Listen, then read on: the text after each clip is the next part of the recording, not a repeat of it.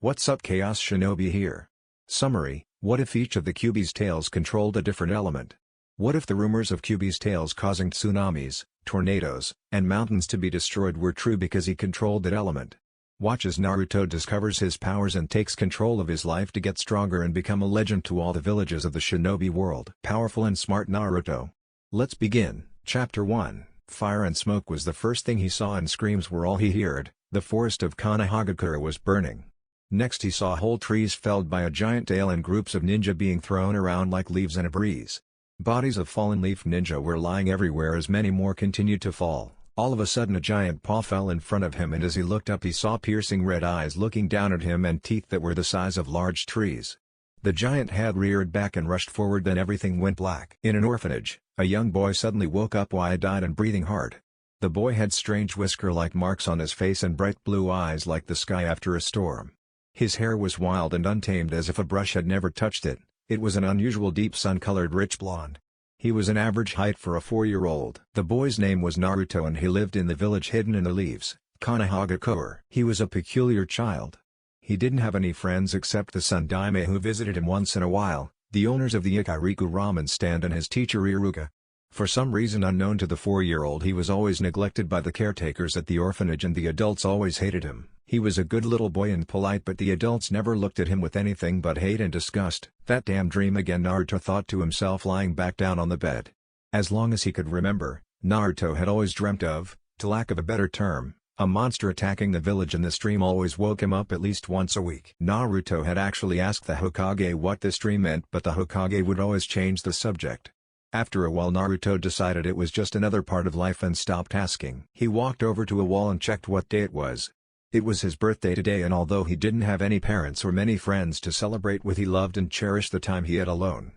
This time however he saw the caretaker in his room. "Finally, we can get rid of you from the orphanage," said the caretaker in a tone that even Naruto could tell held nothing but disdain. After that she picked Naruto up and threw him out of the orphanage with what few possessions he owned and shut the door in his face. Naruto was sad and confused.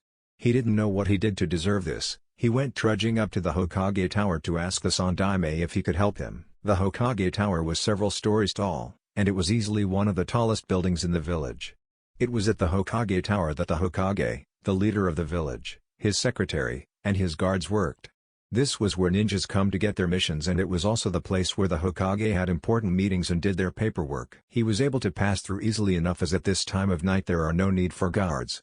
After knocking on the Tsundaime's bedchamber doors, he heard the third Hokage get up and the muffled words of slave-driving secretaries and paperwork from hell through the door. The third Hokage was surprised to see him as soon as he opened the door. "What are you doing here at this time of night, Naruto?" he asked, looking at the young boy. "The orphanage kicked me out, so I was wondering if you could help me find somewhere for me to live," Naruto replied. The Tsundaime sighed, knowing this day was coming soon.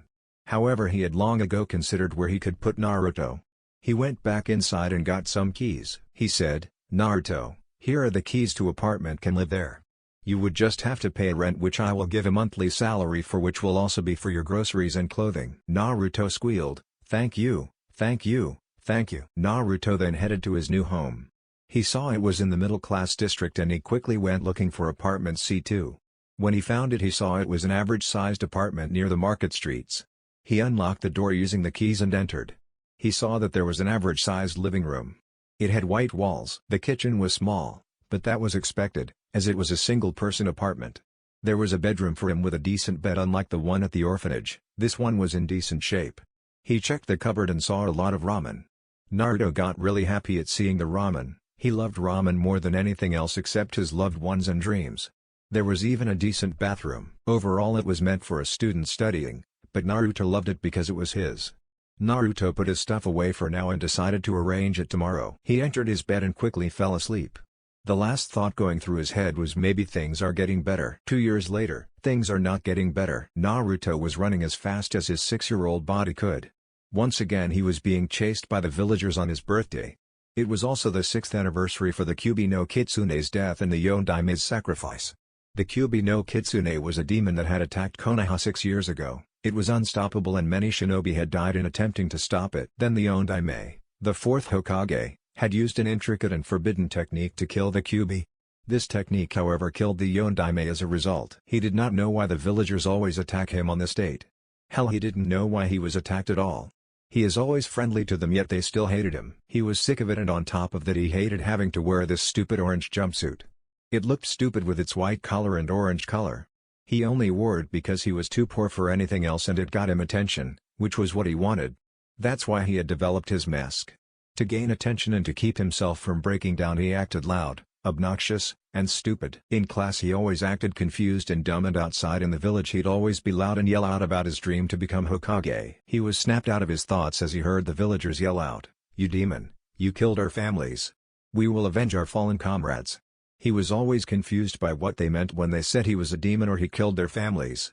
He would always think, "But I never did that and I never killed anyone." He was starting to get very afraid and angry because they were gaining on him with those various weapons, and he was angry that they were yelling at him and blaming him for no good reason. He was sick of it all. He just wanted to be left alone now. He hid in an alley up ahead, and then when the villagers passed by he ran into the forest. This forest was Naruto's favorite place to be. With its huge trees, placid meadows, large lakes with running rivers, and quiet remote areas, Naruto got to think about a lot of things usually, and he could calm down. He didn't know why, but the forest soothed him. The forest was so nice and peaceful, and it never judged him or hurt him. Right now though, he was so angry he felt like breaking something. Naruto began to hit a tree, trying to vent his growing frustrations. As he did this he started yelling, "Why? Why do the villagers always hate me? I never did a single thing to them." He never offended them, yet they always hated him. They glared at him in the streets. Most didn't let him into their shops to get food or clothing, and if they did, they charged outrageous prices for some piece of garbage that a starving animal wouldn't touch. He was so angry he didn't even realize when a flame flickered into existence on his hand. He kept on punching the tree in hopes of venting some of his anger and calm down. After a while he smelled the smoke though and looked at the dent he had made and saw the fire. He panicked because the villagers would blame him for the fire if it wasn't put out. He was so frantic, and he kept thinking about water and where he could find some, that he didn't even see the water appear and douse the flames until he looked at the smoldering ash-filled hole now visible on the tree. Now, unlike popular belief, Naruto was smart and quick-witted. He simply had stopped showing it when the teachers at the academy gave him really hard questions and never taught him anything. So he decided that if being smart didn't get their attention, then becoming stupid might. He put together a theory. He believed that he had somehow caused the fire and water in his distress. He thought he'd better test it. He cupped his hands together while focusing. He tried to concentrate and use chakra like they were taught in the academy. It wasn't working. Naruto grew frustrated. He thought back to what he was feeling when he made the fire appear. He was really angry, and he tried to bring forth that anger. He tried to remember all the times he was picked on in the academy, all the times the adults would beat and treat him unfairly. Suddenly, a flame flickered into existence between Naruto's hands.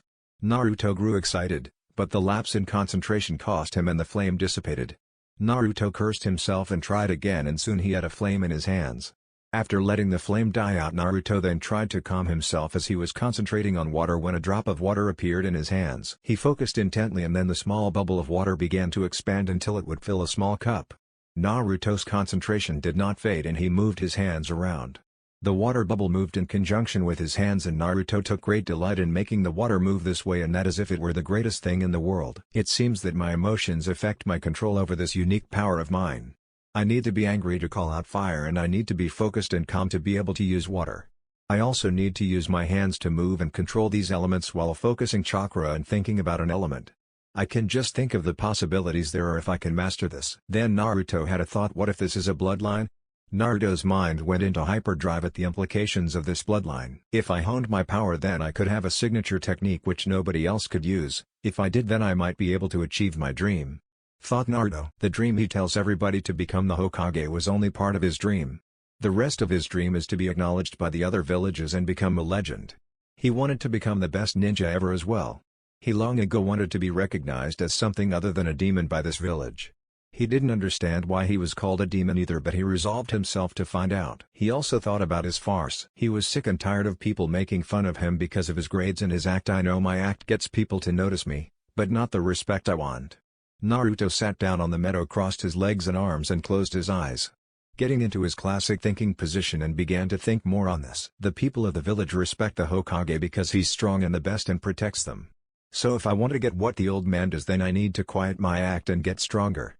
Then a depressing thought came to his mind: the problem is that no one at the academy or anywhere else in the village for that matter will help me. It was then that he had a thought: what if I left the village to train? I mean, I'm not a ninja yet, so they don't have a reason to look for me. The more he thought about it, the more the idea seemed appealing. Leave the village for 6 years and graduate with his age group. When he came back, he could learn techniques outside the village and work on his bloodline in secret. He could even come up with his own jutsu. He soon had a plan for the next day. After another day of faking his life at the academy, he would break into and take whatever he found useful from the storage shed where the teachers kept what they taught with. Then he would sneak into the library and see what they had, then head to the Hokage Tower and leave a note for the old man to read and maybe fleece the place for anything good.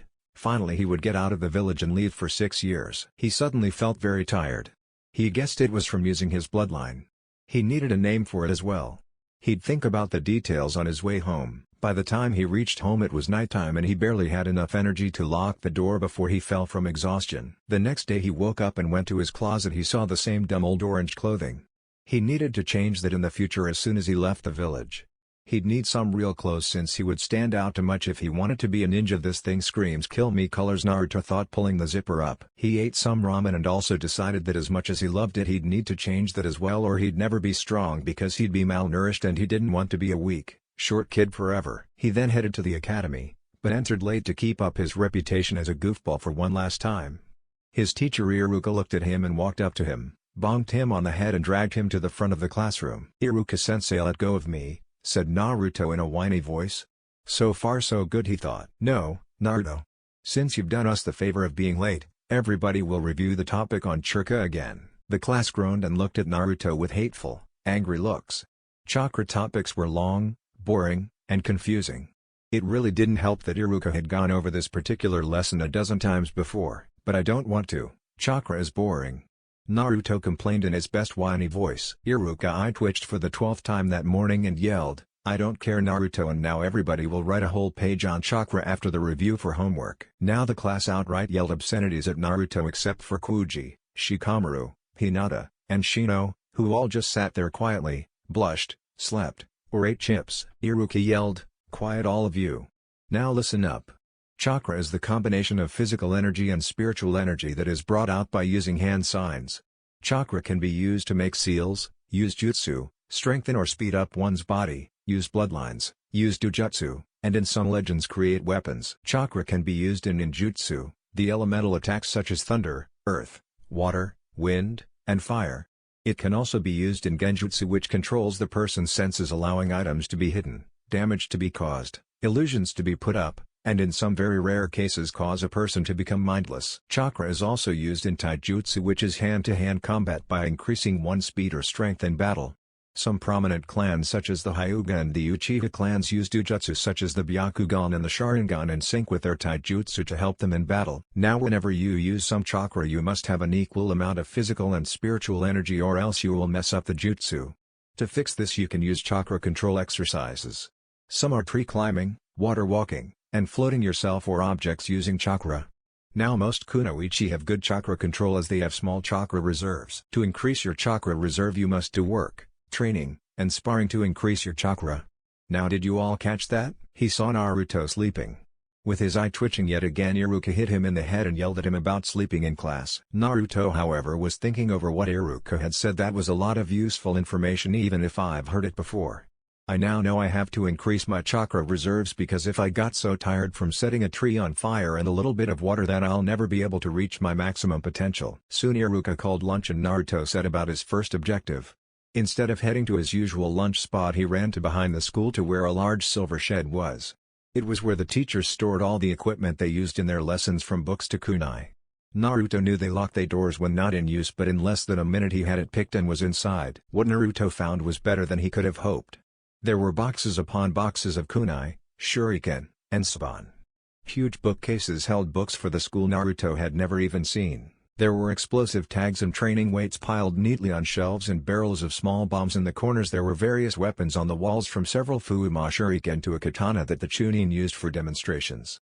There were small round containers filled only with ninja wire and even cases for food, blood, and soldier pills. In an open box Naruto could clearly see blank scrolls that could be used in a number of ways. Wow, the school is well paid with it, thought Naruto came out of his daze and began grabbing as much as he could and putting it in a large 3-piece backpack he brought.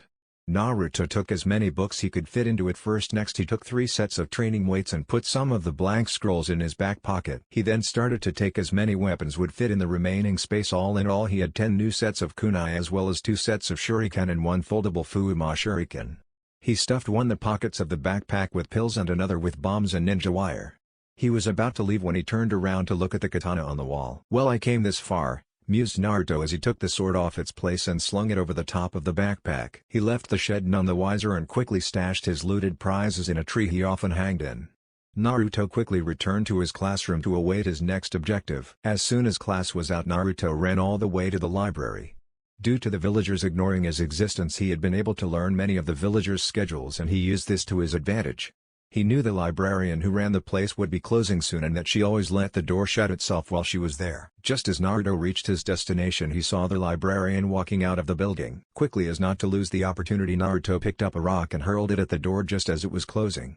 The librarian never heard the rock lodge itself between the door and lock and walked away unaware of the ajar door behind her. After she got far enough away, Naruto quickly slipped into the building and shut the door.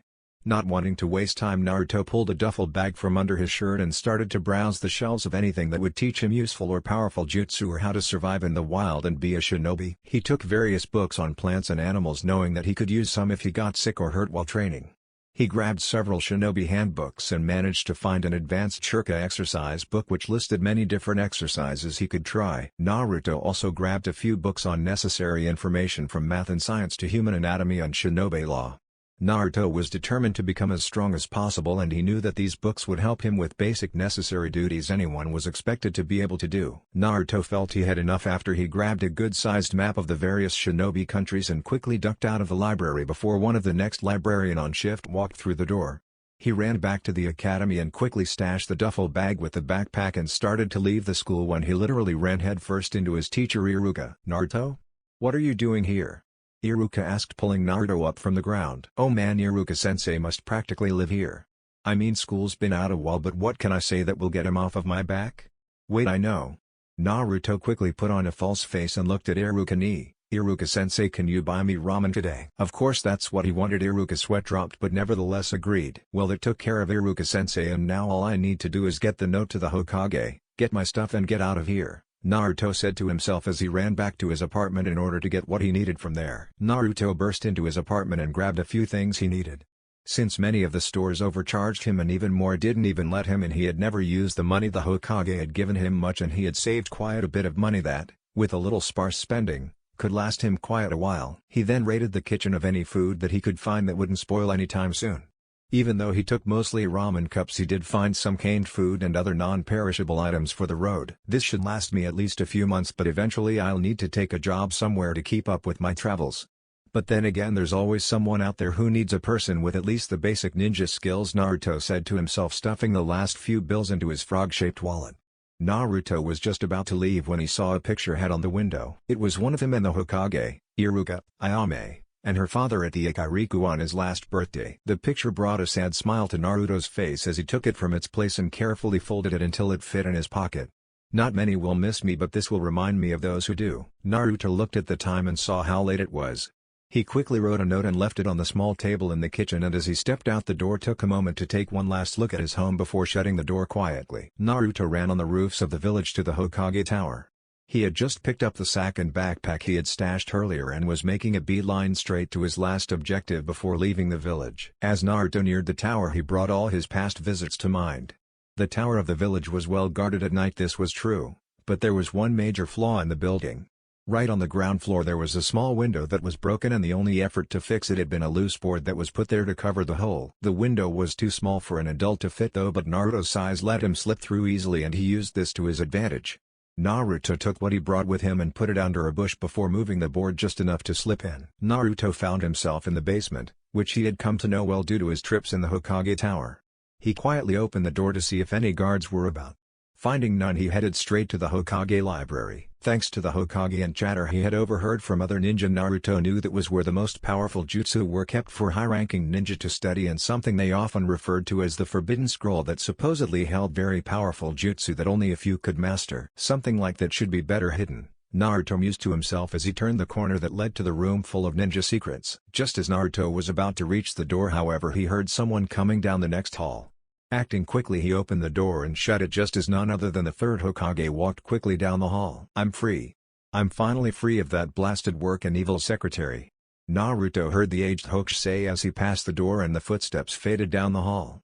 "It can't be that bad, can it?" Naruto thought as he turned around and started to search through the seemingly endless piles of books and scrolls. "Let's see. Crap, boring, seen it," Naruto thought as the pile of discarded papers started to grow higher and higher. Naruto found few things that perked his interest in the section that held genjutsu, but found many things he was interested in throughout the ninjutsu, taijutsu, and kenjutsu areas of the library. Naruto knew his strengths and weaknesses and found he was terrible at genjutsu because of his habit of putting too much chakra into a jutsu and the constant demand of concentration. He had a hard time maintaining anything harder than a henge. But he also, with enough work, he could easily make up for this. "I suck at genjutsu, but in order to reach my dream I will overcome this," Naruto said with utmost confidence and belief. Naruto took a few easy Chunin level genjutsu scrolls, but for taijutsu and ninjutsu he took much harder scrolls that reached upper Jonin and Anbu level in some cases. The kenjutsu scrolls Naruto found to be very interesting. Many of them contained well-made drawings of stances and the way to use the sword for its techniques. "These are going to be a big help while I travel. I would probably be one of those people who just swing a sword wildly and hope to hit something if I didn't find these," Naruto muttered at the thought. The last thing Naruto checked out was the Forbidden Scroll, and he soon found why it was called that. With a serious face Naruto examined the writing. "A lot of these don't just take a lot of chakra, they would kill me too. Now I see why the old man said this was off limits to everyone but him. I don't want to die doing some technique, so that means I'm limited in how many I can do from this stupid scroll." All in all, Naruto copied down only a few jutsu that he felt would help him without the messy affair of death. Then as quick as he came, Naruto returned any items he had taken out and carefully placed them as he had found them. The only sound that entered the hall as Naruto left was the door to the basement closing behind him. Naruto ran as fast as his body would allow him, which, considering how much stuff he was carrying, was a decent sprint straight to the walls of Konoha. It was late at night and Naruto knew this was the perfect time to get out of the village since the guards on duty were most likely asleep at their post. "Man, the old man really needs to rethink the village defense plans. First thing I do when I'm Hokage is order anyone on night watch to have coffee every hour," Naruto muttered to himself as he quietly slipped by the Chunin on duty, who was clearly off somewhere in dreamland. As soon as Naruto was out of the sight of the village, he pulled out the map of the Shinobi countries to decide which way to head. Naruto found several places he did not want to go quickly, mainly the rock and lightning countries, since any conversation he had heard from other ninja told him they hated Leaf Ninja and anyone from the land of fire in general. He very much doubted that him being a child would change the mind of a ninja who swore allegiance to either of the two strange lands. Naruto, however, had found a few places that he thought would be a little more accommodating to his present needs. One place was the Land of Waves and another the Land of Wind. Both of these two countries are either friendly or neutral to home, so these two will do for now, Naruto said to himself, picking the Land of Waves seeing as it was closer than Wind at his present location. Naruto picked up his speed and ran most of the night and into midday the next day, taking only short breaks to gain as much distance as possible from his home village, all the while being careful not to leave too many clues in case the old man did send someone after him. After nearly 2 full days of non-stop running, Naruto slowed his pace to a brisk walk and continued until mid-noon, when he felt sure he was close to the border of mist. Looking around, Naruto found a tree with branches large enough that he could sleep on them without fear of falling out of it. "This will do nicely," Naruto said to himself as he laid a sleeping bag he brought with him out on the branch, being careful to make sure it was well hidden from prying eyes below. "What should I do now?" Naruto muttered to himself before remembering why he left Konoha. "Right, I need to work on my bloodline," Naruto exclaimed before walking away from his camp. Naruto walked to a place a couple of kilometers into the forest away from his temporary house. He needed to test the new Uzumaki bloodline technique's secrets after all. After reaching a sufficient distance, Naruto surveyed his surroundings. It was a meadow with a stream nearby. It also had a place where he could make a campfire. He was surrounded by earth and air as well. It was the perfect place to test out his bloodline. He decided to try and make a fireball. He focused his chakra. He then used a tiger hand sign and focused on blowing out fire.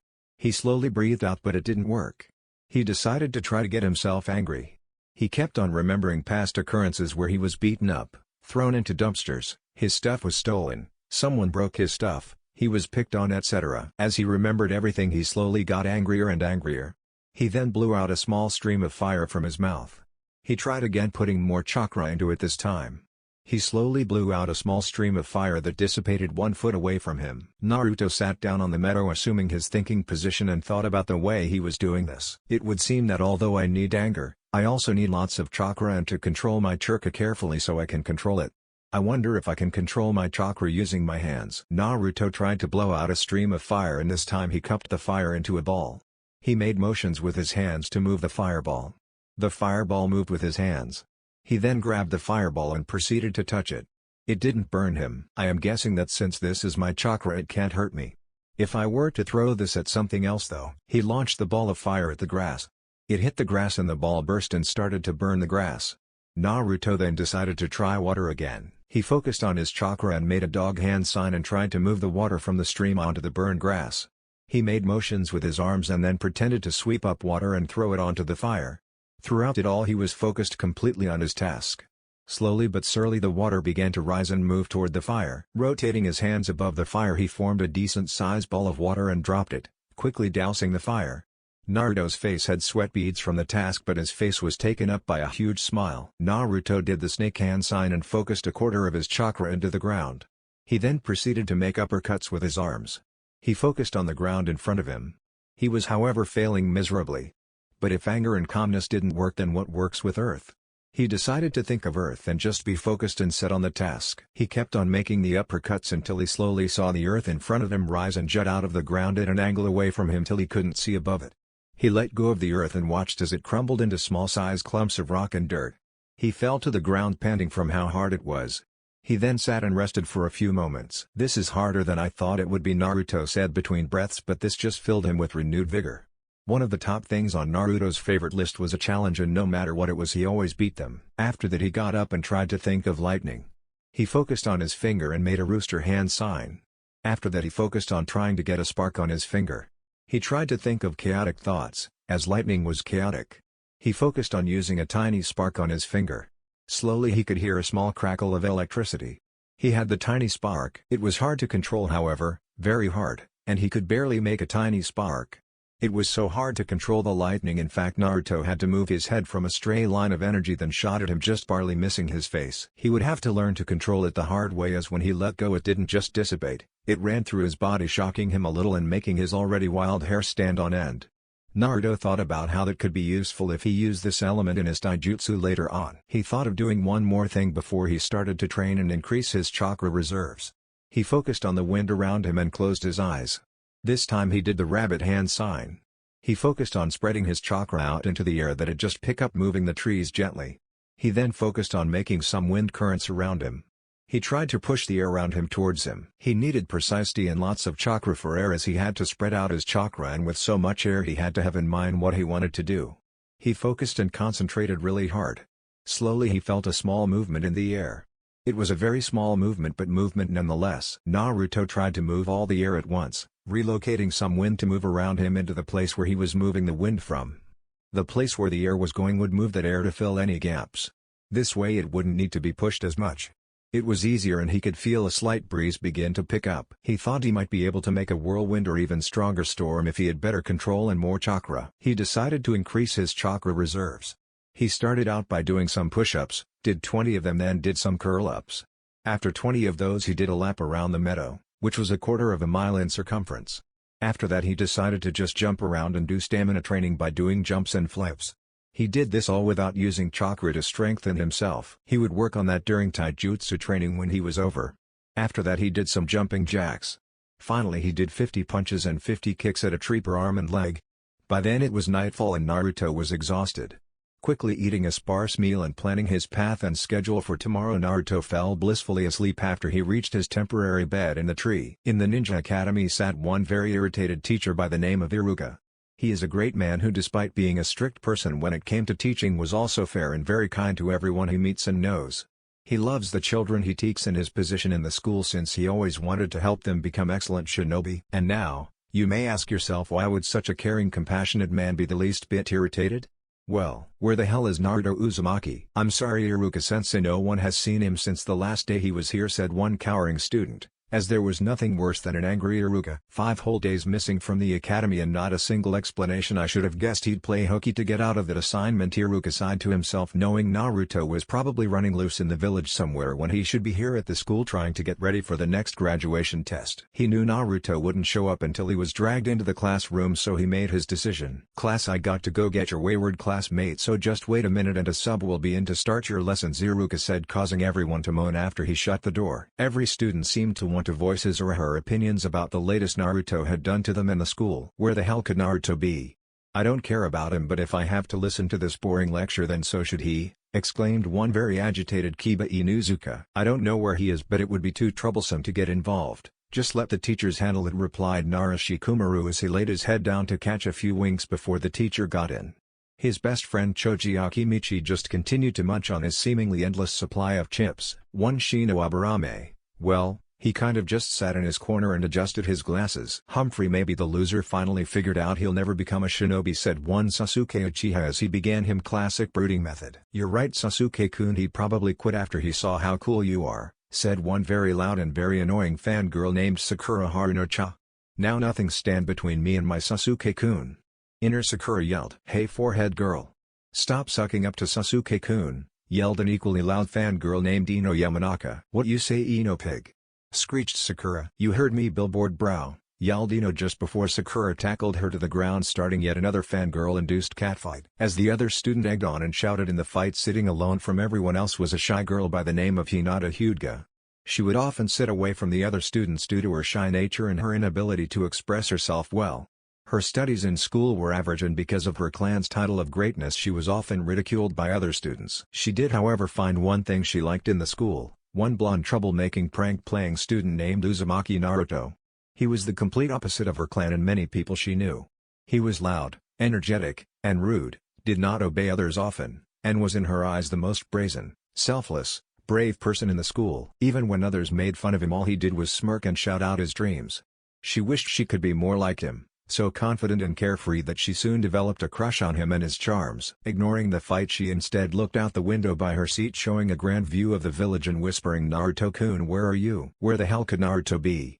Iruka asked himself as he ran along the rooftops of the village searching for any sign of his student. So far he had checked all his usual hiding spots, from the Hokage monument to the park. He had even gone to a Kairiku in search of him, hoping to see him guzzling down his 27th bowl of ramen, but when he got there Ayame told him neither of them had seen him since their last dinner together. Now he was really worried about Naruto. As far as he knew, all he did was live on ramen, and if they hadn't seen him then something bad may have happened to his missing student. What if the villagers?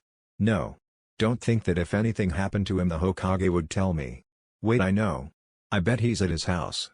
Iruka thought, changing his path and reaching the apartment in minutes. As Iruka opened the door to the apartment, the first thing he noticed was that the apartment itself was intact, so the villagers hadn't broken in and attacked Naruto the last few days. The second thing he noticed was a lot of Naruto's stuff was gone, including a picture he had given Naruto on one of his birthdays, which he knew Naruto would never throw away or give to anybody. The third and final thing he found was his bed was made and obviously had not been used recently at all. What happened here? Iruka asked himself as he swiped a finger along a tabletop with signs of a thin dust covering showing on his hands. It was then he noticed 2 neatly folded up pieces of paper, one of which had his name on it. Picking it up and opening it, he read the letter obviously meant for him. Hey Iruka-sensei, I knew you'd be the first one to come looking for me after a while. Sorry for missing your classes, but I needed some time to myself to get stronger on my own. After all, how can I become the greatest Hokage in history if nobody wants to help me get stronger than I am? Don't worry about me, sensei, after all you know I'll be back to pass my grade level in the Genin test. Sorry about making you, Ayame and her dad, and the old man Hokage worry about me, but leaving the village seems the only choice I have that will let me reach my goals. I took all my important stuff, so don't worry about the apartment, but just come every now and then and clean it for me, will you? Thanks a lot, sensei. Before I forget, take that other note to old man Hokage for me, okay? Thanks again. Uzumaki Naruto, future Hokage of Konohaka. Iruka stood still, eyes wide open, mouth slightly hanging loose in shock. He had to reread the note again before he believed it was real. He quickly grabbed the other note before jumping out of the window, making a beeline straight towards the third's office. Lord Hokage.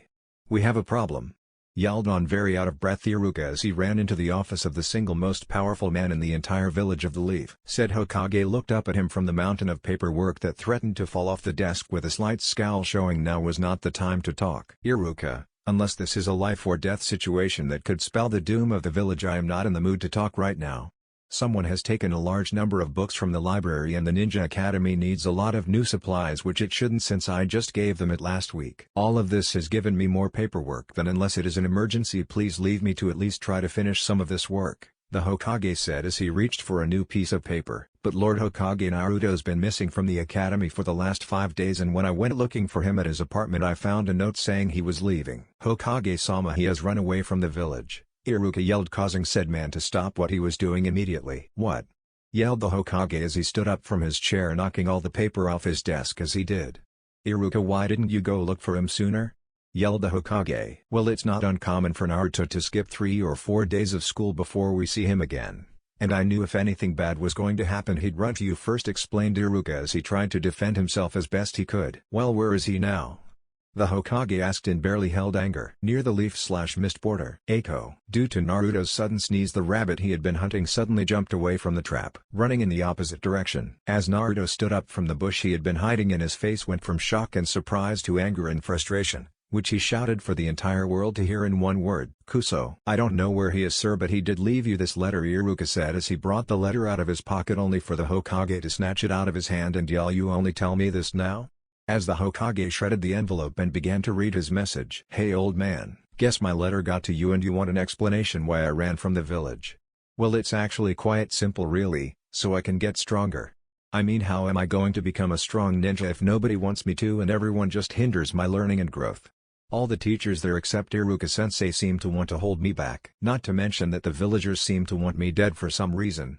I don't know why they do it and probably never will, but I want to make some things clear to you. First, I'm going to come back in about 6 years to graduate with my age group, so don't worry about me coming back. Second, don't send anyone after me. You know how well I can get away from people in the village and I can only do it better outside the village. Third, I'm not a ninja yet, so I don't think it would look good to send a ninja after a civilian, a kid no less. Fourth, I kind of borrowed a lot of stuff from the library and academy, so I hope nobody minds that. Fifth, you really need to work on guarding that scroll in your library. I mean, I got to it and got quite a few jutsu written down before I left, so you might want to find a new hiding place for it. P.S. Don't worry.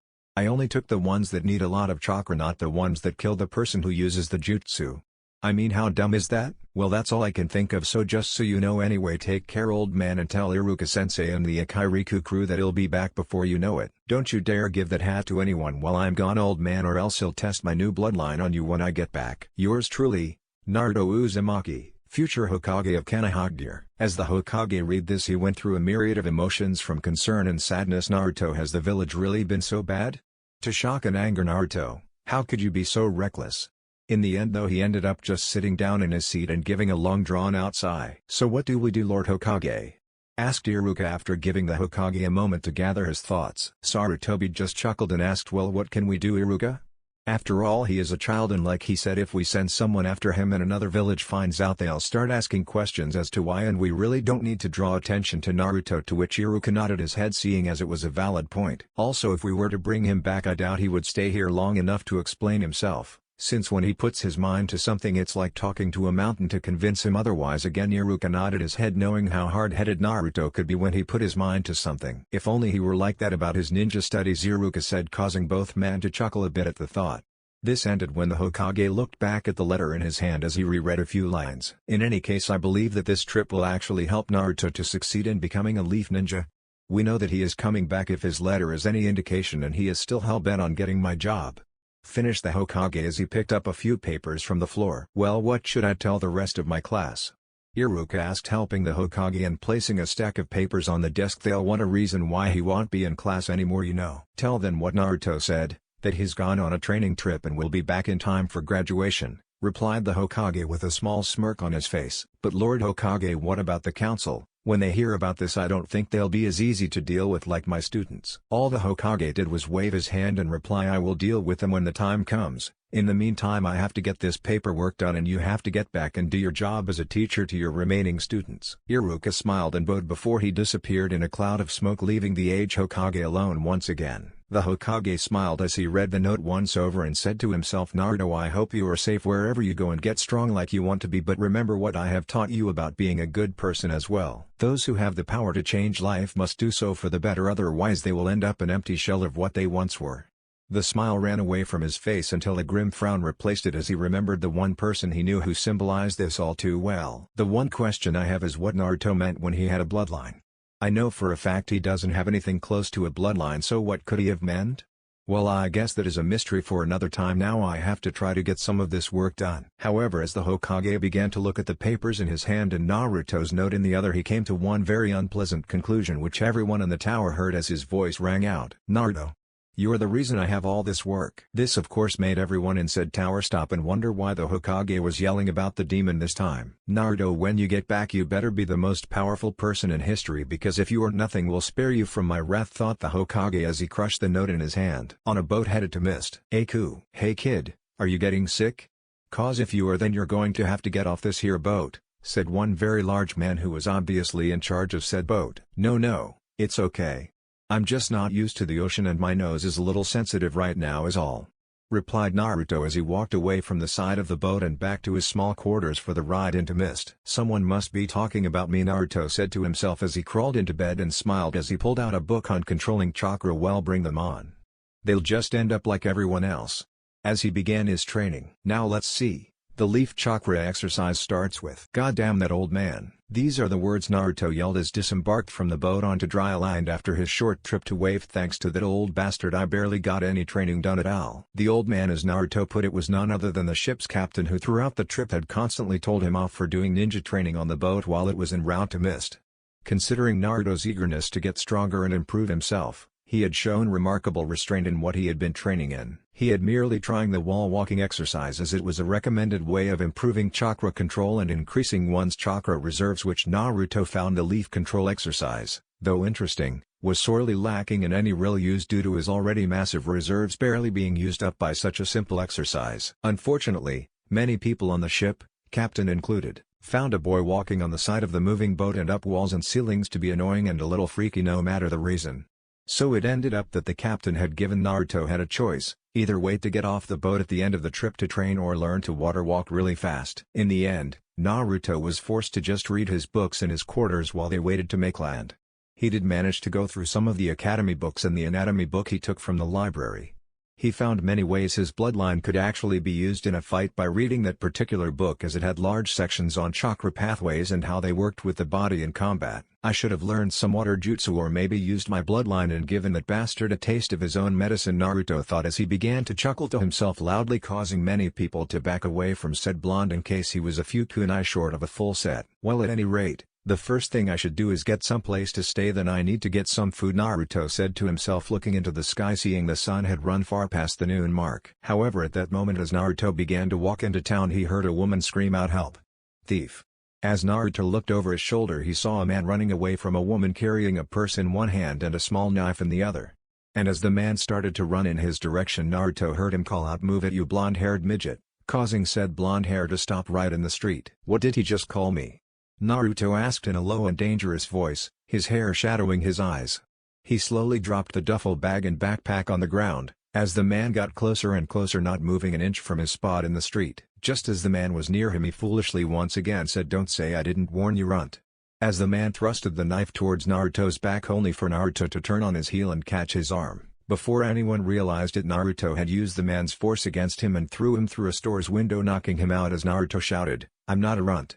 I'm still growing, you backwater idiot." Naruto then pulled the sword from his hip where he had tied it, sheath and all, and jumped through the broken window as his voice was heard from inside, "What else you going to call me?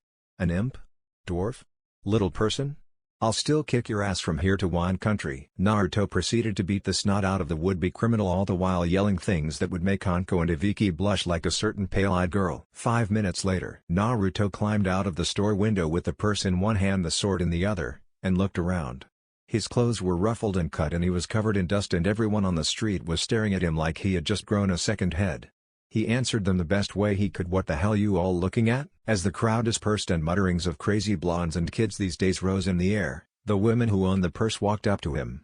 "Thank you so much for saving my purse. It is all my money I have been saving for this month's groceries, and if you didn't stop him I don't know what to do." "No problem," Naruto said, smiling as he picked up his backpack off the ground and slung the duffel bag over a shoulder. It was some good exercise beating that guy, even if he really wasn't all that tough. Naruto smiled as he finished tying the sword back on his hip. "Well, thanks anyway. Do you live around here?" "I've never seen you before," she asked as she checked her purse. "No, actually I just got here on a boat and was looking for a place to stay while I was here when I helped you," Naruto said, gesturing with his thumb to the man still in the store. "Well, I can't let you spend your money at the inns here, the prices are outrageous," she said, smiling. "You can stay with me and my family while you're here. We'll even cook you a nice meal." "Oh no!" Naruto replied quickly, "I could never." But before Naruto could finish his sentence, his stomach decided to talk for him as it growled loudly. Having the decency to blush as the woman giggled, he meekly said, "Well, maybe just for tonight." "Well then let's go," she said, but as they turned around a hand landed on Naruto's shoulder. It belonged to the man he had just finished beating up. "You little punk," the thief weakly said, seeing as Naruto had done a great job kicking his ass, to which he now sported a black eye, a dozen bruises, 3 missing teeth, and a shoe print to the forehead. "Now you're really going to." But just before he finished that last word, the back of Naruto's fist connected with his nose, sending him back onto the floor with a new injury consisting of a broken bloody nose. "Some people just don't learn," Naruto muttered as he told the owner of the store to charge all damage to the thief before running after the woman. The woman quickly asked, "Oh, I almost forgot, what's your name?" "I don't think you want to be called little punk the whole time you're with us," she said, smiling. "My name's Naruto Uzumaki and it's a pleasure to meet you." Naruto trailed off, to which she simply smiled and answered, "Tsunami." "It's kinda loud, huh?" Naruto asked as they stood outside a house where somewhere inside something was making the loudest racket that people could hear from several houses away. Tsunami sighed and simply said, "Inari must have woken up." Suddenly the door busted open to reveal a very scruffy-looking man who, upon seeing Tsunami, began to rant, saying such things as, "Thank God you're here and hasn't stopped crying for an hour." Tsunami, however, just ignored him as she walked into the house and walked up the stairs where the loud crying was coming from. It was at this time that the man noticed Naruto and asked, "Who the hell are you, kid?" "I'm Naruto Uzumaki and don't call me kid." Naruto responded indignantly, "And I guess I'm a guest or something." "Tsunami-san offered to let me stay here for the night because I saved her purse from some second-rate purse snatcher." The man looked Naruto over and he wasn't impressed. Naruto was dirty and his orange jumpsuit was torn and dirty from the beating he had given the man earlier. Must be poor or something, he thought. There is no way in hell anyone in their right mind would wear something that god-awful. As Naruto shifted in place under the man's eye, all the man did was snort and mutter, "Crazy daughter, heart's too big for her purse." He then looked at Naruto, said, "Name's Tazuna, now get inside before I lock you out." As soon as he was inside, Naruto put his stuff against the wall and looked at what would be a temporary residence. It was a neat little house with 2 floors and the basic essentials. All in all, Naruto found it to be a cozy little place he could come to like if he stayed long enough.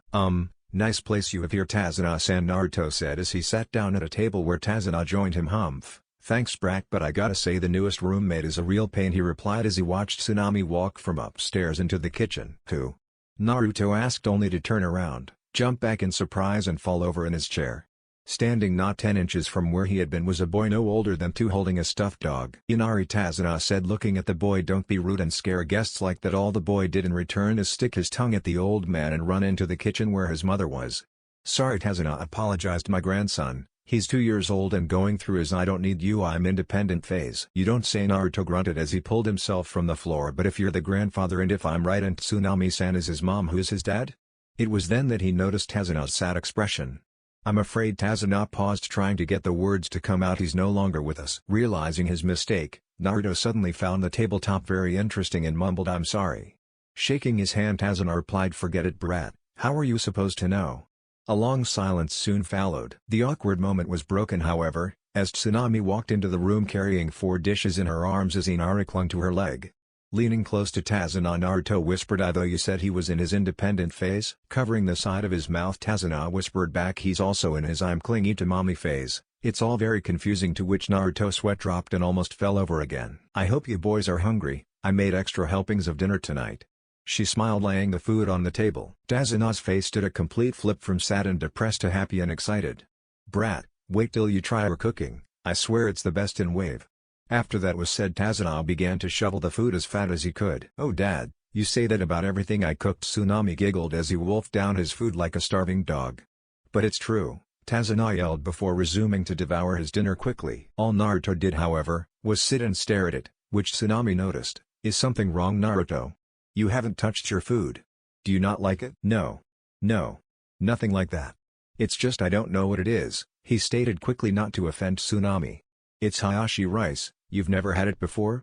Tazuna stated curiously. At Naruto's indication, he had not just tried it. Yubaka finished Tazuna getting the last few pieces of rice off his plate while thinking, how can he not have had this stuff before? It's a common dish in any house, so, doesn't matter, none of my business. Naruto hesitantly took a spoonful of the strange food and after a moment took a bite. For a minute he did nothing but sit there with the spoon still in his mouth. Then faster than even Tazuna had, Naruto began to devour the strange food. "This is great," Naruto yelled between spoonfuls of rice. You'd think he had never eaten anything before. Both Tsunami and Tazuna thought as the young blonde inhaled the food in front of him. Soon, between Naruto's and Tazuna's appetites, the dinner was soon finished off, and while Tsunami took care of the dishes while Inari followed her, Tazuna began to strike up a conversation with Naruto. "Huh, I see," Tazuna said, "so you're from a ninja village and you left to go on this training journey to get stronger?" As Naruto nodded his head, "Yep. That's exactly why I decided to leave my village." "That's a good story, brat," Tazuna said while looking at Naruto with lazy, suspicious eyes. "But aren't you a little young to be traveling alone like this?" Naruto stared at him a little till he replied, "It's not like I didn't tell them I was leaving. Besides, if I'm going to be a ninja I have to get stronger." "Fair enough, brat," Tazuna replied, "but what about your parents? Bet they didn't like this idea?" Tazuna asked, smirking as he took a sip of his drink. All Naruto did was smile in return and say, "Well, that's not a problem, I don't have any." This of course caused Tazuna to spit out what was in his mouth and fall onto the floor. When he regained his composure he changed the subject as quick as he could. "So, brat, you said something about being a ninja, right?" Naruto nodded his head at this and began to tell Tazuna all about being a ninja, from the kinds of jutsu he had seen and heard about to the way missions were given out and paid. And at the end of it he half said / yelled, "But I don't want to be just any ninja. I want to be the best ninja ever. Even more, I want to be the leader of the village, the Hokage." Tazuna gave him a smirk and said, "You got spunk, brat, but what kind of ninja wears that?" As he pointed to Naruto's orange clothing, "I thought ninjas were supposed to wear dark clothing, not that monstrosity." Naruto looked at his cloths in disgust and said, "It's all I got to wear." "Definitely a orphan," Tazuna thought as he watched Naruto fuss over his cloths. Looking at a clock on the wall, Tazuna simply said, "Getting kind of late, so you and Inari better get upstairs and get ready for bed." Naruto nodded and ran up the stairs with the child. Tazuna looked over at Tsunami and asked, "You had what he said, huh?" Asked Tsunami nodded. "That explains everything he's done up till now." Tazuna sighed as he rubbed the back of his head. "I just wish there was something we could do for him," Tsunami said with a sad face. Tazuna however smiled and asked, "How about we?" and began to whisper in her ear. Her face brightened immediately and she said, "Dad, you may be old, but you're still as clever as a fox." Tazuna scoffed at this and mumbled, "I'm not that old." The next morning, after a quiet breakfast with Tazuna, Tsunami, and Inari, Naruto began to gather his things and make for the door, only to run the family waiting for him outside. "So brat, you're leaving, huh?" Naruto only nodded and replied, "Got to get going, got a lot of places to see and only a few years to do it." Tazuna smiled, "Well, we couldn't let you leave without some parting gifts now, could we, brat?" Naruto sighed and asked, "You're never going to call me by my name, are you?" "And what you mean by gifts?" Tsunami walked up to him and gave him a slip of paper and a few coins. A curious look from Naruto told her he didn't understand.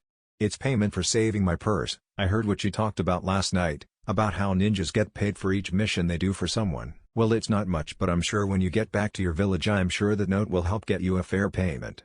Naruto opened the small note and found it was like the ones people who hired ninjas would write to show the mission had been completed.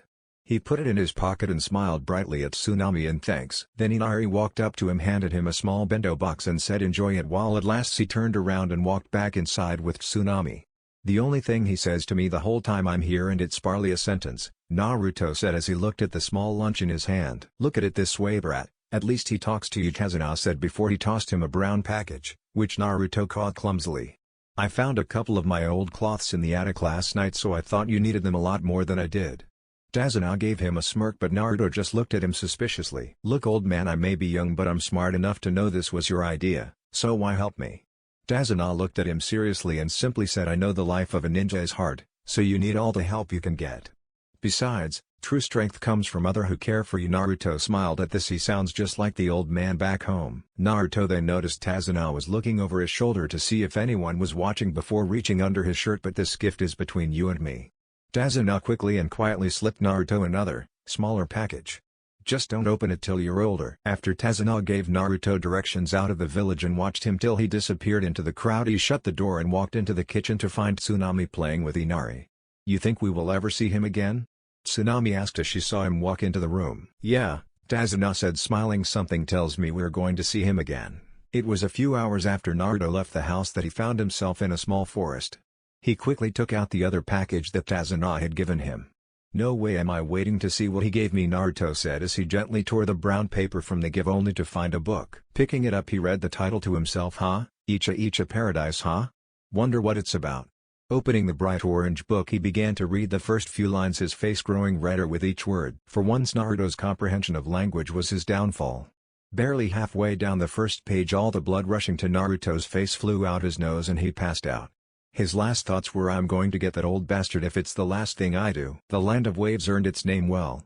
Consisting of a chain of islands, it often experienced the worst storms possible, tidal waves, storms, and floods that were not uncommon to the isolated masses of land. However, it had earned another name as well.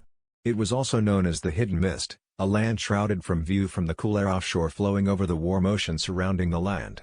This created many problems for travelers and ships trying to find their way. Naruto, however, was only just learning how annoying it could be. "The hell all this damn fog come from?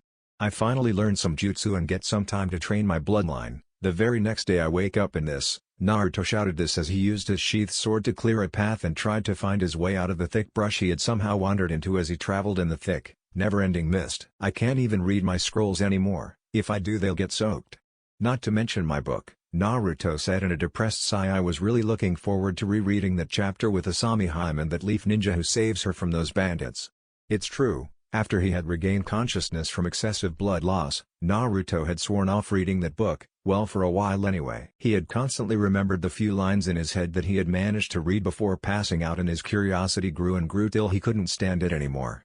Soon after that he started to read the book again. He found despite it being such a perverted piece of literature, it was surprisingly well written, and while he swore to himself he would never become a pervert like some other men did, he did start to have more appreciation for girls than before. And yes, it had been about 2 months since Naruto left Tazuna and family's house, and he had thrown himself straight into his work as soon as he felt he had traveled far enough from the small town. He had taken a crack at the jutsu he had copied from the Forbidden Scroll but had only managed to get 3 so far. The first he had mastered was the Kage Bunshin no Jutsu, which he had hands down in 1 day's time. He found while it was harder to make a academy-level Bunshin, he could create dozens of Kage Bunshin clones and not even feel tired. He made the conclusion that with his tendency to overuse his chakra, he overloaded the normal Bushins and made it a priority to learn the minimum amount of chakra for any jutsu he learned. Although he knew he had massive reserves of chakra that he probably never run out of, he figured it was better safe than sorry to not waste as much as possible. The other 2 jutsu, however, took about a week to learn properly. The first being Bunshin Daibakuwa, which if used properly allowed a Bunshin clone to explode. However, Naruto at first had trouble controlling the clone's explosive power. He had nearly blown himself apart several dozen times while practicing it. By the time he had learned it he had abandoned what remained of his orange clothing and started to wear some of the clothes Tazuna had given him. He was glad he now had something he could call a wardrobe consisting of a white shirt, black shorts with plenty of pockets for his stuff and black sandals. The final jutsu he had finished learning was Shuriken Kage Bushin no Jutsu, which allowed him to turn a single shuriken into 100 or more depending on how much chakra he put into it. As for his bloodline, he had worked with what elements he knew he had. He found that with elements like wind and water he could very easily control the way they moved, whereas with fire, earth, and lightning he had to concentrate a lot more or risk losing control while using it or doing nothing at all. But by a stroke of unheard of luck, Naruto had even found a new power when he really needed it. He found that he could control plants. "It was a good thing I found out when I did," Naruto said to himself as he reminisced about that day not so long ago. Flashback. "I'm so damn hungry." This was the shout Naruto let out as he walked/dragged himself down a dirt road in a seemingly endless field of what could barely be called trees. He had eaten what remained of the food from home and hadn't eaten much of anything since 3 days ago. Coupled with the intense physical training he had been putting himself through recently, his hunger had grown considerably. However, he had little luck in finding anything edible at all. In fact, most of the plant life he had been passing so far was either dead or dying by the look of the trees and shrubs around him. Leaning himself against one of dying trees, he used a trace amount of chakra to stick to the bark or risk falling over. He looked at it and absent-mindedly thought to himself, this is a nashi tree, if it were alive I could get some fruit from it, but... Gripping one of the thin branches close to him he broke it off easily. "Looks like this one will be dead really soon, if not right now. Where have I seen one of these trees before?" Naruto wondered to himself before smiling at the memory. "Oh yeah, Iruka-sensei showed me one of these when he took the class on that trip before I left." Thinking to himself happily about how Iruka had helped him get the fruit from the tree and sharing it with his favorite teacher, Naruto never saw the tree slowly start to grow a new branch as it twisted and turned its way down to him like a snake. "Well, that's enough of that," Naruto muttered to himself as he turned around. "I better whack Itai." Naruto never got to finish his sentence as he just ran his head right into the newly grown branch. "Ow! What hit me?" Naruto shouted as he rubbed his forehead gently, trying to lessen the pain. When he finally regained his composure, he found a new branch right in his path. "What the hell? That wasn't there a second ago." Looking closely at the branch, he found that unlike the other ones he had seen, this one was alive. However, more important to him at the moment, surrounded by delicate white flowers, there was a large orange orb hanging from the branch. "Is that?" Naruto asked himself, not believing his own eyes as he tentatively grasped the fruit and pulled it off the branch and held it in his hands. It took another minute before Naruto's brain reacted and he shouted, "It is! It's Anashi!" He began to devour the fruit in huge bites, and in seconds all that remained was the core. Naruto savored the refreshing taste of the fruit in his mouth as its flavor brought his appetite under control. Now, with something in his stomach, Naruto began to try to find out how a nearly dead tree, which up till a moment ago was about ready to break apart, could suddenly start producing fruit. Let's see, this tree was certainly dead a moment ago," Naruto muttered to himself as he walked around it, looking at all sides till he was standing right back where he started from. Placing his hand against the tree, he continued, "Then I put my hand against it and remembered Iruka-sensei showing me a tree like this." Naruto stopped in mid-thought as it suddenly dawned on him what had happened, and a huge smirk took over his face. End flashback. "I'm glad I found out about this new power of my bloodline when I did. I don't think I could have won much farther without something to eat," Naruto mused to himself, smiling now that he could make his own food if need be. While he was thinking of all this, Naruto hand finally found the edge of the forest he had been looking for, and it even seemed that the fog began to lift. Unfortunately, he found that it was also the edge of a steep hill that was far too risky for him to try to climb down from, seeing as how wet the ground was and offer no support to any weight put on it. "Well, at least now I'm out that damn forest," Naruto said, looking down the hill to find what looked like from where he was a hot spring, if the steam rising out the water was any indication. He was surprised to find hot springs out in the middle of nowhere like this, but he wasn't one to look away from an opportunity like this. "Well, looks like my luck's changing." Naruto smiled as the thought of taking a nice hot bath passed in his mind, and he leaned a little more to get a better view of his new destination. However, luck is fleeting, as at that moment Naruto's foot put a little too much weight on the soft mud of the hill, and the inevitable resulted as it crumbled beneath him and he fell down the embankment, all the while cursing and yelling obscenities as his sword fell from his grip and a strap from his backpack containing all of his ninja gear broke, letting it roll away into a bush. "Kuso, goddamn it, son of a bit." Splash. After his trip downhill came to an end, Naruto found himself enjoying that bath a lot sooner than he would have liked. Dragging himself to the edge of the spring with his eyes closed, he started grabbing for anything he could use to get the water from his eyes. His hands brushed over something his mind registered as cloth. Thinking it was his, he used it to wipe his eyes off so he could see. Naruto soon wished he hadn't, because at that moment he found the cloth he had used to wipe his eyes was not his. What he had in fact used was a green sleeve, from what he could tell was part of a kimono. Naruto had seen all the cloths Tazuna had given him and not one of them was a kimono. "Well, if this isn't mine, then that can only mean..." Naruto thought, only to freeze as he had a splash from behind him. Slowly, Naruto turned around to find someone suddenly come from under the surface of the spring and turn their heads so they were looking over his or her shoulder at him, but he knew as soon as he saw the face it was a girl. Naruto completed his thought as said girl, who looked about his age, slowly widened her eyes upon seeing him. While he could only see her back end, fortunately for Naruto, a towel covered her modesty, he couldn't but help but let his eyes wander down her face to the most he could see. Suddenly realizing what he was doing, he developed a small blush on his face as he shook his head slightly and thought to himself, "Why did I reread that damn book Tazuna gave me a second time last night before I went to bed?" Shaking the thoughts from his head, he tried to focus on not getting the beating of a lifetime as his eyes once again focused on hers. Both of them stayed like that for what seemed like hours when it had really only been a few minutes. Breaking the tension in the air, Naruto shyly said, "Hi." Naruto's words seemed to bring her out of her shock as her face suddenly became as red as a tomato, and Naruto could only hope she took this well. Of course she took a stranger suddenly joining her in the bath and grabbing her clothes as well as one could have expected. "Ah! Pervert!" Her scream was heard throughout the spring as Naruto vainly tried to escape from harm. He leapt out of the water, and as soon as his feet touched the ground he ran as fast as his legs would carry him into the forest, only to stop a few feet away as he felt something sharp fly past his face and cut his cheek. Turning around slowly, he saw somehow above the girl there were what appeared to be dozens of needles floating in mid-air. "Oh no! She's a ninja!" Naruto knew the only thing more dangerous than a pissed-off girl was a pissed-off kunoichi. Naruto looked at the girl again to find a wicked smile on her face, and suddenly, as if on command, the needles shot towards him. Holy shit! Acting quickly and determined not to die, Naruto dropped down and punched the ground while forcing chakra into his fist, creating a pillar of earth and mud in front of him that just in the nick of time grew large enough to stop most of the needles as they impacted on the improvised wall while the rest flew past him. Naruto leaned against it and slowly sank down to regain his breath. That was a close one. Didn't think I was gonna finish that in time. Hell, didn't know if that was going to work. He looked to his side and saw a few of the sharp needles she had attacked him with embedded in his only means of defense fall loose. He picked one up as it fell to the side of where he was crouched down and found it was surprisingly cold to the touch. What the? This is cold as hell. Wait, is this?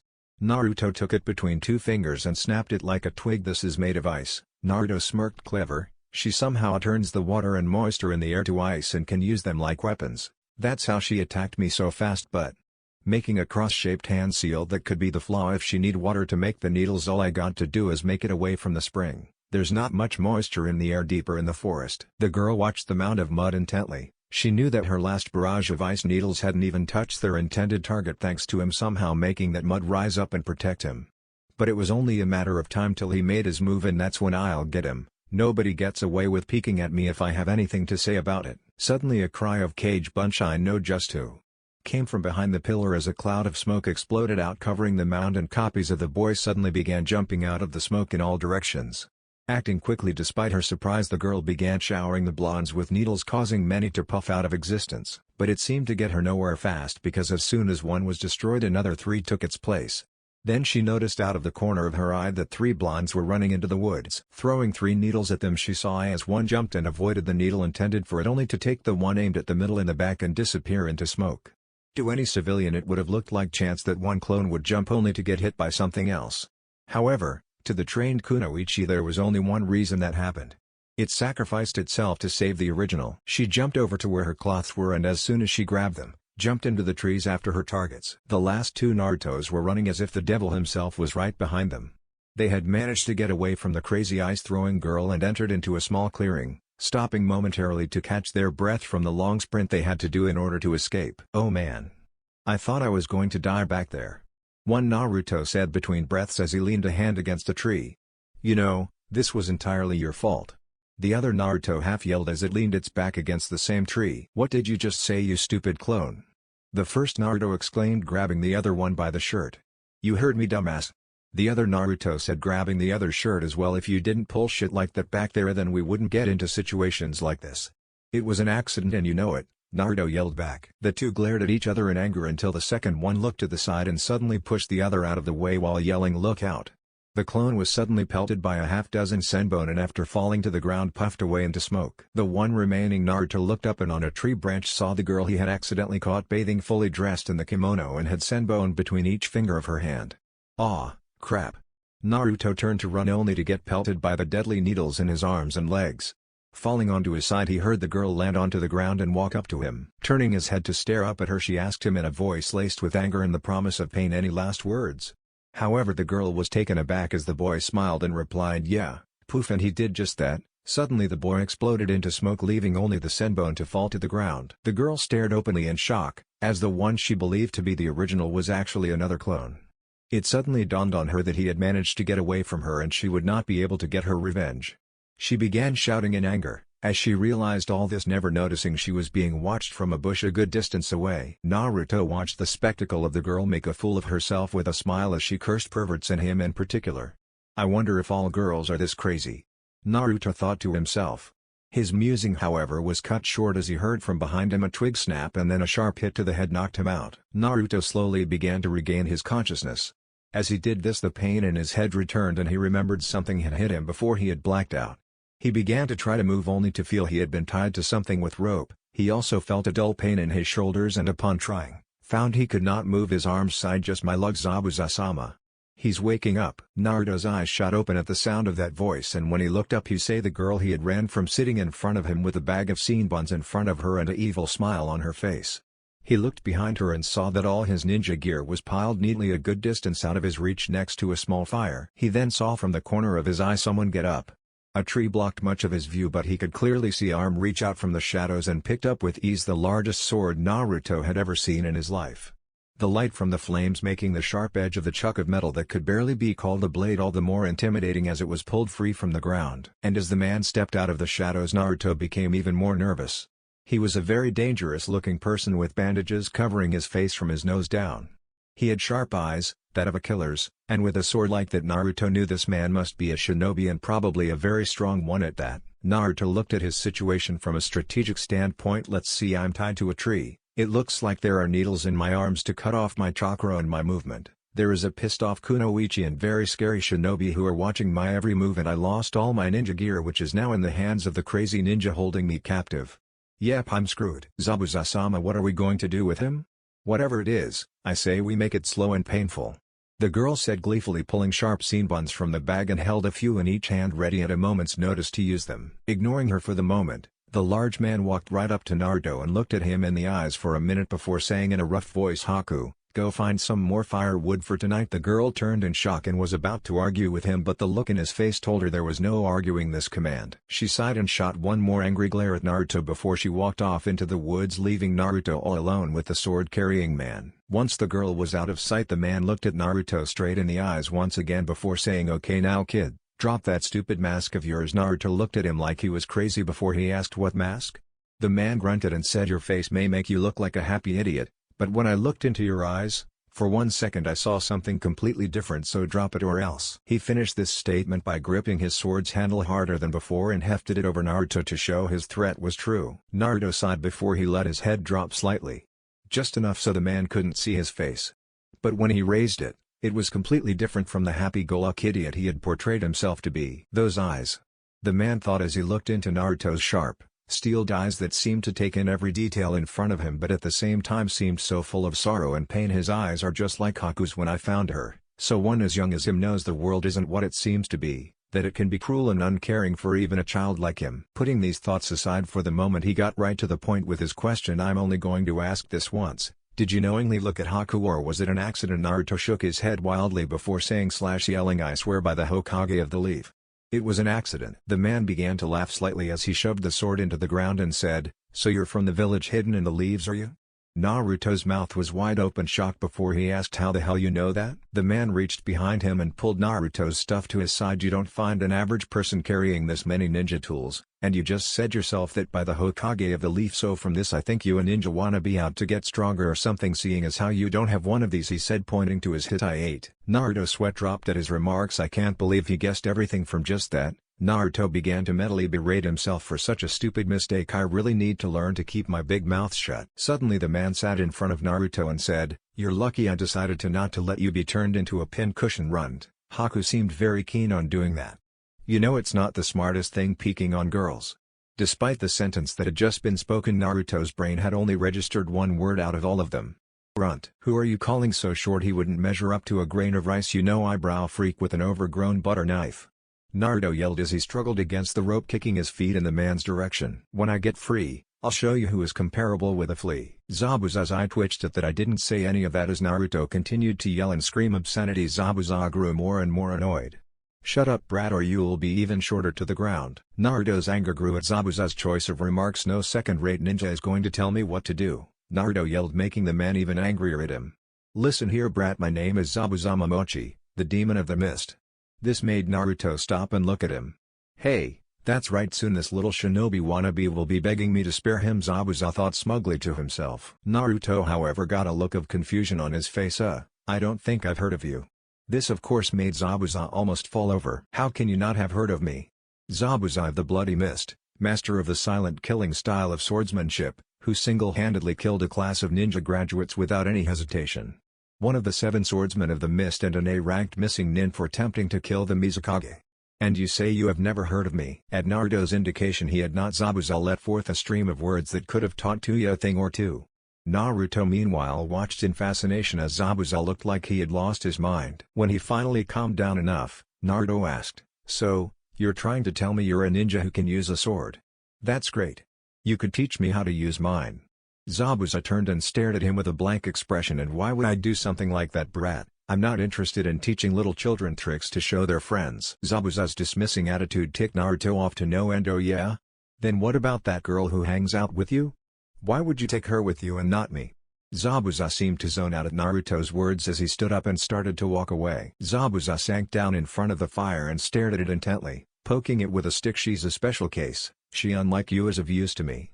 She could the last of her kind with her Keki Genkai, and I intend to use her talents to help my plan to take over Kirigakour, the village hidden in the mist. His gaze hardened as he stared deeper into the fire, seemingly lost in a trance with the dancing flames. Then and only then, when that idiot of a Mizukage is killed, will people like her be able to live happily, and that pointless witch hunt of a civil war will be avenged. Naruto looked on as Zabuza seemed lost in his own thoughts before saying, I may not know what happened, but I can tell you that training me will not be a waste of time. Drawing Zabuza's attention, Naruto continued, I do not want to waste your time or mine for that matter. I only wish to become stronger than I am now. So please, train me to use my sword and I will help you to reach your goal while you do. Naruto finished with determined eyes that met Zabuza's head on. That is my promise to you, and I never break a promise to anyone. My Nindo won't let me. All my life, I have been looked down upon. My village hates me for a reason I don't know. But, I have had to live with that every day for 6 years. Zabuza's expression went from intrigue to understanding, knowing the story about how something like that all too well. I left my village to become stronger, that is true, but I want to do this so I can prove to everyone that I deserve their respect and admiration by protecting them as a shinobi, even more as their Hokage. Naruto watched, as Zabuza seemed if he was torn between two thoughts and decided a final push was in order. Besides, I have my own Keki Genkai, it's probably as unique as hers and I think I'm the first to have it, at least to the best of my knowledge I am. As long as I serve you, it will be yours to command. Zabuza was now very intrigued with this information. If he does have a bloodline and it's as good as he says it is, then it will make my promise all the easier to carry out. Zabuza thought at the prospect of two powerful bloodline at his disposal. Well brat, what's your bloodline called? Naruto looked thoughtful for a moment. That's a good question actually, I haven't thought of a name yet. Zabuza sweat dropped at this. Naruto closed his eyes in thought and after a few minutes seemed to come to a decision. Its name is Butai Ketsueki, Naruto said in a proud voice. Element blood, huh? Well, that's certainly a interesting name. Naruto nodded. Think of it, two unique bloodlines at your use, you could complete more missions faster, meaning more money for you to finance whatever you're doing. Before Naruto could say anything more, Zabuza interrupted him. Brat, before we go any further, think carefully about your decision. Naruto stared at Zabuza with a questioning face. There may come a day that while you're under my wing that you will have to kill someone for reasons you don't know. Can you do that?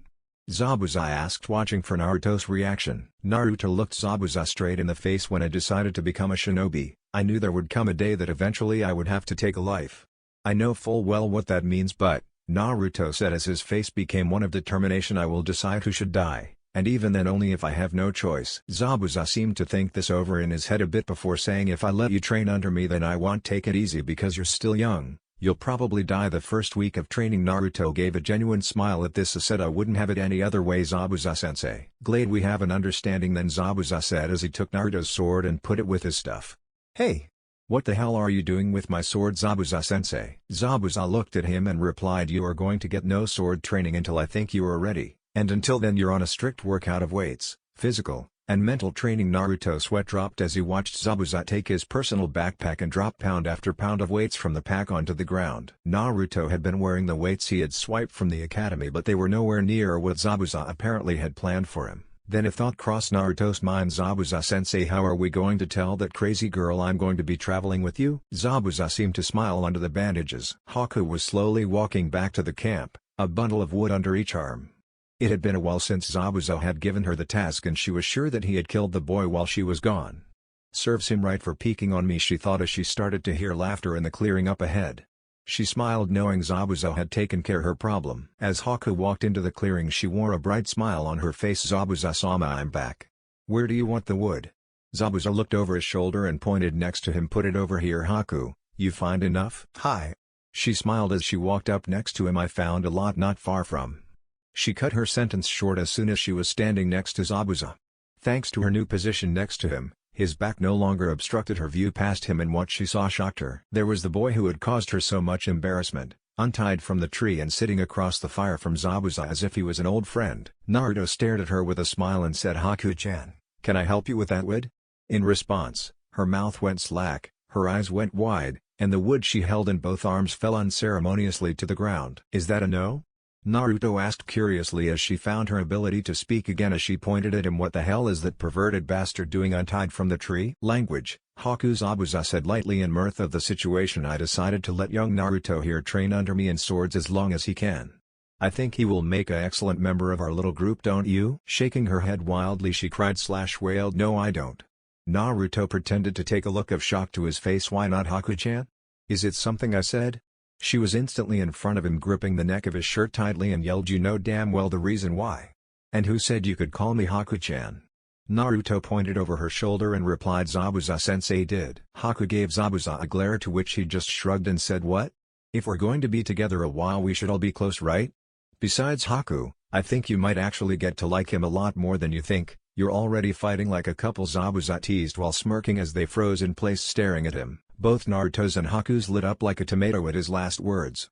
They looked at each other and quickly jumped apart. Looking in opposite directions they screamed, "You're insane." Zabuza's laughter filled the clearing once again as he watched the two avoid each other's gaze like the plague.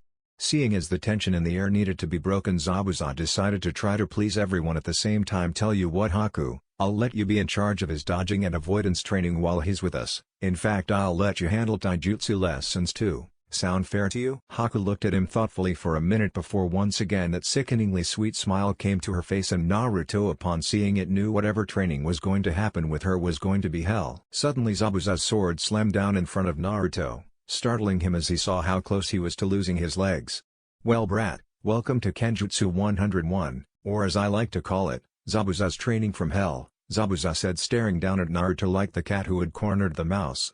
Naruto, however, had only one thought in his mind after this stunt. "I take back what I said earlier, now I'm screwed." Time skipped 2.5 years. "You know, you were a lot harder to find than I thought you would be.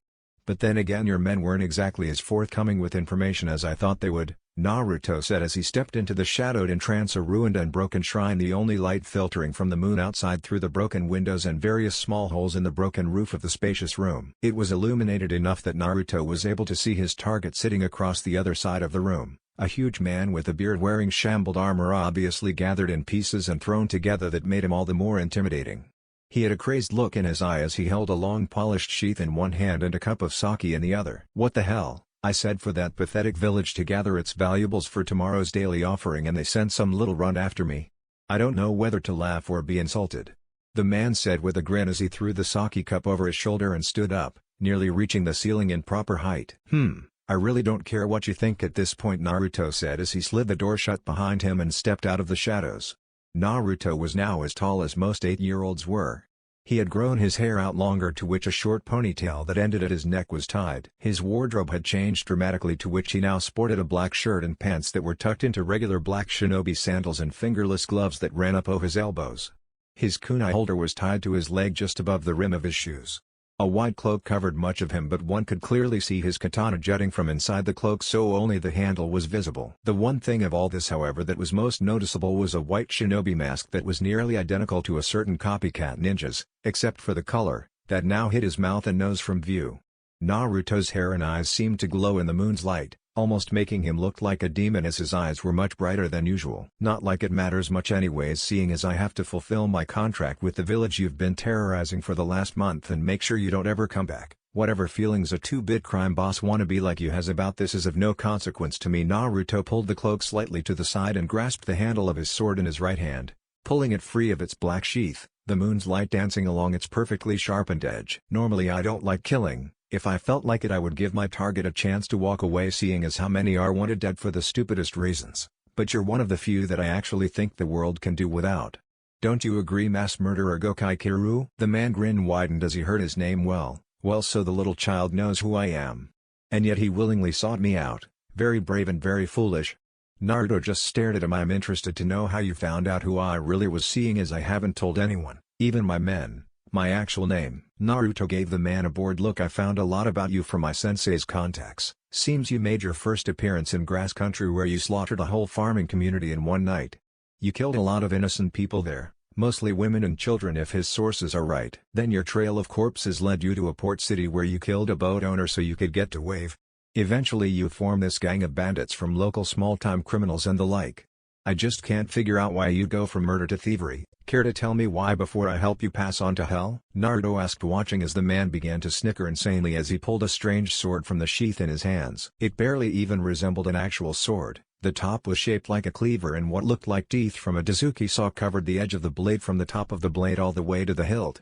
But what was even more disturbing was the amount of dried blood on it. The presumably once pristine blade looked as if it had never been cleaned. Even thin caked-on deposits of the fluid could be seen in several places along the serrated teeth. This guy is a lot more dangerous than the average bounty Zabuza-sensei has me tracked down. I can't take his fight as lightly as I had hoped. I got to say, brat, whoever your sensei is has pretty good sources. Yeah, I killed those people and I enjoyed every drop of blood they let fall down to the last scream they let out while I did. But that doesn't help pay the bills, you know, so I thought up this idea while carving up my first victim here in Mist. Why don't I gather some low-life scum like me and raid some villages? I get to have my fun and some cash on the side, Gokai said in a smug voice, proud of his plan. I wish you could have seen the faces those weaklings down in the village gave me when we first got there. It was an amazing incentive killing a few to set an example for the rest. I can't wait till they give us all they have worth taking and I cut the rest of them up before I take my men to the next village, Gokai said in an excited tone as a huge grin took over his face. And don't demean what I do with the term mass murder. I think myself more of an artist. Naruto raised an eyebrow at this. An artist, huh? Yeah, an artist, Gokai said as he ran his finger along his blade's edge. Every cut, every piece of flesh that is broken is a work of art on the canvas that are my victim's body. Outside they are so hideous. I just have to show the world their pure inner beauty. He sighed as if in a wondrous dream before turning eye to Naruto. So now he suddenly gripped his sword and charged Naruto at a surprising speed, his blade lifted over his head with both hands. How about it, kid? Wanna be my latest masterpiece? Naruto swung his sword up just in time to catch his blade on the teeth of Gokai's weapon, just inches from his shoulder.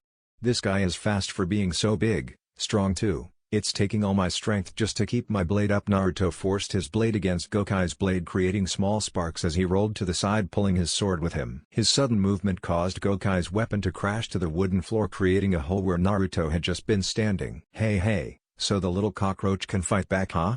I can tell you're going to be especially beautiful when I cut you open. Gokai's insane smile widened as he ripped his sword out of the floor and turned to face Naruto.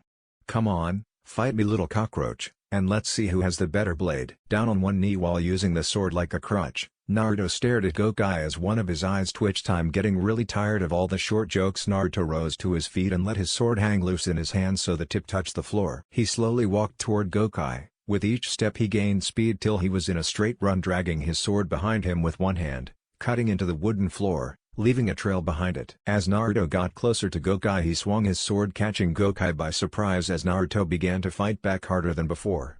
Whereas Gokai had brute strength, Naruto had speed and knowledge, and in this fight Naruto seemed to have the advantage. Naruto's blade seemed to flow from strike to strike, each hit wasting as little effort and energy as possible. It looked as if Naruto was dancing a well-timed dance with a deadly intention. Naruto's attacks began to force Gokai on the defense, eventually ending up with Naruto's sword locked with Gokai's, neither of them giving an inch to the other. What's wrong, Gokai team? You wanted me to fight back, right? Or was that all talk I heard? Gokai's only response was a grunt as he tried to gain the upper hand of the struggle. Sensei might get upset if I take much longer, so I think I'll end this now. Ha! As if you can, brat. Gokai confidently boasted. Your pathetic toothpick of a weapon can never beat my... Gokai's words were cut short and his face went from arrogant confidence to complete shock when he saw Naruto's sword start to push harder against his own, creating a small nick in the bloody blade. It started to slowly grow from a nick in the metal to a full-blown crack. No, he's breaking my sword. How is he doing this? Then Gokai saw something out of the corner of his eye just before he felt a blunt impact of Naruto's sheath that was gripped in his free hand, to his ribs. The sudden, unexpected hit pushed Gokai to the side of Naruto, and as he fell, pulling his sword with him. The force exerted on Gokai's weapon finally became too much as it fractured like ice and severed into two pieces. The head of the blade went flying into one of the walls while the rest remained in his hand. As he fell to the ground, nothing more than a slanted piece of metal remained on the hilt. Naruto stood there for a moment, his sword and sheath in hand held exactly where they had struck just seconds ago. He finally let his extended, crossed arms fall to his sides as he turned to face his opponent. Every part of a blade is a weapon, even the sheath. Kenjutsu, the art of the sword and swordsmanship, Naruto stated, that is what I use. You on the other hand is someone who swings a chunk of metal hoping to hit something. Naruto slid the sheath back under his cloak. You see, Gokai, the difference between you and me when it comes to our blades is that you don't have a purpose for it while I do. Naruto said as he walked up to the now injured man who was doubled over holding one side of his body in pain. You became obsessed with blood and death, you let it consume you. Naruto watched for a minute as Gokai struggled to breath on the floor. I have had to kill as well, but I have a reason for it. I do it to help those who hire me to do so if I see fit to carry out the mission. I do it to help my sensei and friend to reach their goals. I do it so I can protect my precious people, Naruto said angrily as he stood in front of Gokai, weapon in hand. Because of your bloodlust, you became weak and your sword reflects that. Your will was weak while mine was strong, plus you really didn't take good care of your sword at all. Naruto gripped the handle of his sword tighter as he stared down at the man before him. So my pure blade broke that defiled piece of garbage, soaked blood like a twig. Naruto took a breath and calmed himself. I should finish you off here and now, but I think the village will want to do that themselves. Gokai seemed to cough in response. You're right, I was a fool to challenge you. Gokai pushed himself up from the floor with one arm when suddenly he thrusted his other hand out, stabbing Naruto with what was left of his sword in his stomach. Gokai's insane smile returned to his face. Hey, kidding. I can't believe you fell for that. Naruto stood there, eyes wide as tears started to fall from his eyes. That's right, brat, cry. It's going to make this all the sweeter when I take you back to that weak village in pieces and show what happens when you mess with me. Now show me all that beautiful blood of yours, ha ha ha ha. It was then that Gokai noticed something strange. He wasn't bleeding. His shirt was becoming wet, but he could tell it wasn't blood but water that was soaking his shirt. Looking up at Naruto's face, he was shocked to find more water than possible was flowing from his eyes, and what's more, a smile on his masked face. Suddenly Naruto exploded into water, soaking Gokai as he stayed there in shock. The hell? Exactly, Gokai heard behind him. He turned around only to see Naruto in mid-fall from a jump, sword raised overhead and aimed right at his head. I'm sending you to the one place you deserve. No. I won't die by some weakling like you. Anything else Gokai had to say was lost, however, as Naruto landed to the side of him, and as he brought his sword down he curved it so it cleanly severed Gokai's head off of his shoulders. Gokai's body collapsed to the floor hard while his head rolled a foot away from it, his face still frozen in terror.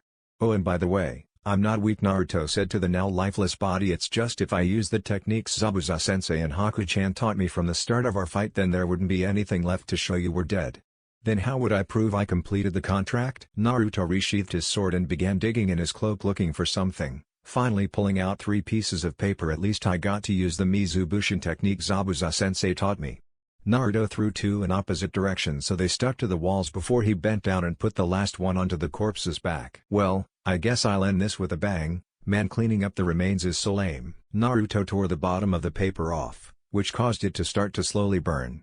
Naruto got up, and as he started to walk to the door, stopping for only a moment to pick up the head of his bounty before he was ready to leave. Naruto calmly walked out of the shrine and started the trek down the stairs leading to the village below. A minute later the burning paper finally ran out. Then, boom! The shrine erupted into a massive fireball that lit up the sky. Naruto turned for a minute and watched as the flames engulfed the old building quickly, and as the embers began to rise into the air he turned back around and reflected on his bounty as he walked. Well, that was more boring than I thought it would be, Naruto sighed. The hardest part of the whole thing was actually finding the bastard. That was a lot of work. Naruto mused to himself. I guess these guys were better organized than I thought, said as he walked past several men who had stood in his way to reaching his target. They were strewn around all over the steps, some were held down by tree roots, more were up to their necks in the ground, others had electrical burns on them courtesy of Naruto's bloodline. Some even still had weapons in hand from when Naruto first encountered them. Naruto, however, had spared them death, seeing as he would only get paid for Gokai's death. He saw no point in ending the others as long as they left the village alone. Not to say he went easy on them, he had given them the beating of the year, being especially hard on a particular thug who had insulted his height. He had the honor of being thrown into a tree and whipped by branches for nearly 5 minutes. He, you did good, brat. I got to say you sure know to swing that blade.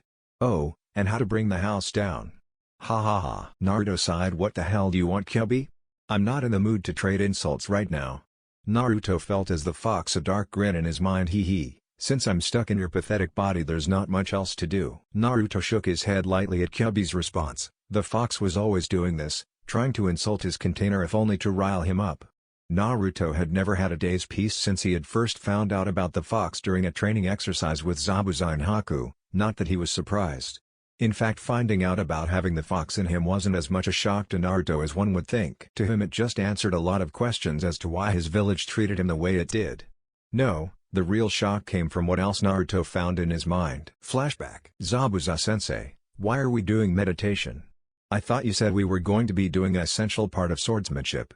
Naruto asked as Zabuza, Haku, and himself sat under a tree. The most dangerous weapon a shinobi possesses is not something you can hold, Naruto, Zabuza said as he sat in a meditative pose, eyes closed as he spoke. It is the mind strength that lets a ninja continue to fight long after a normal person would have given up.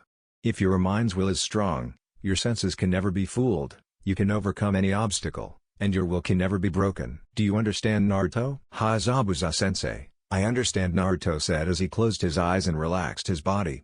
Try to find your mind's center, reach out into your mind and give yourself to the calm, Zabuza said as Naruto and Haku did as they were told. Naruto listened to Zabuza's word as he calmed his mind, relaxing into the silence. Soon Zabuza's words started getting fainter and fainter until he couldn't hear them anymore. Opening his eyes, Naruto found he wasn't under the tree anymore. He was what looked like a labyrinth, a dimly lit maze of stairs that went in all directions, even on the ceiling. And as many stairs as there were just as many doors, a countless number of them filled the walls, each identical to the last, giving no hint to what lay inside. Well, this is new, Naruto said to himself as he got up off the floor and looked around. Zabuza-sensei always said I was the most complicated and confusing person he had ever met. Guess that goes for my mind too. Naruto heard footsteps behind him, and after turning around, Naruto came face to face with the strangest thing he had seen in his life. Himself. Well, to say himself would be somewhat the right idea, as it was clearly another Naruto standing across from him. He had the same body, the same whisker marks on his face, and the same smile he had on his face when he was truly happy, but that's where the similarities ended. The other Naruto had deep green-colored hair and eyes. His outfit was a deep hunter green monk's robe decorated with a leaf and tree design that reminded Naruto of the forests back in his village. Tied at his waist was a whip that, from what Naruto could see, leaves were growing from. Okay, who in the hell is this guy? He looks like me, but I'm getting a weird vibe from him. Hi, Master. I was wondering when you were going to visit us. I can't believe you're finally here, said the other Naruto with a goofy smile. Who are you?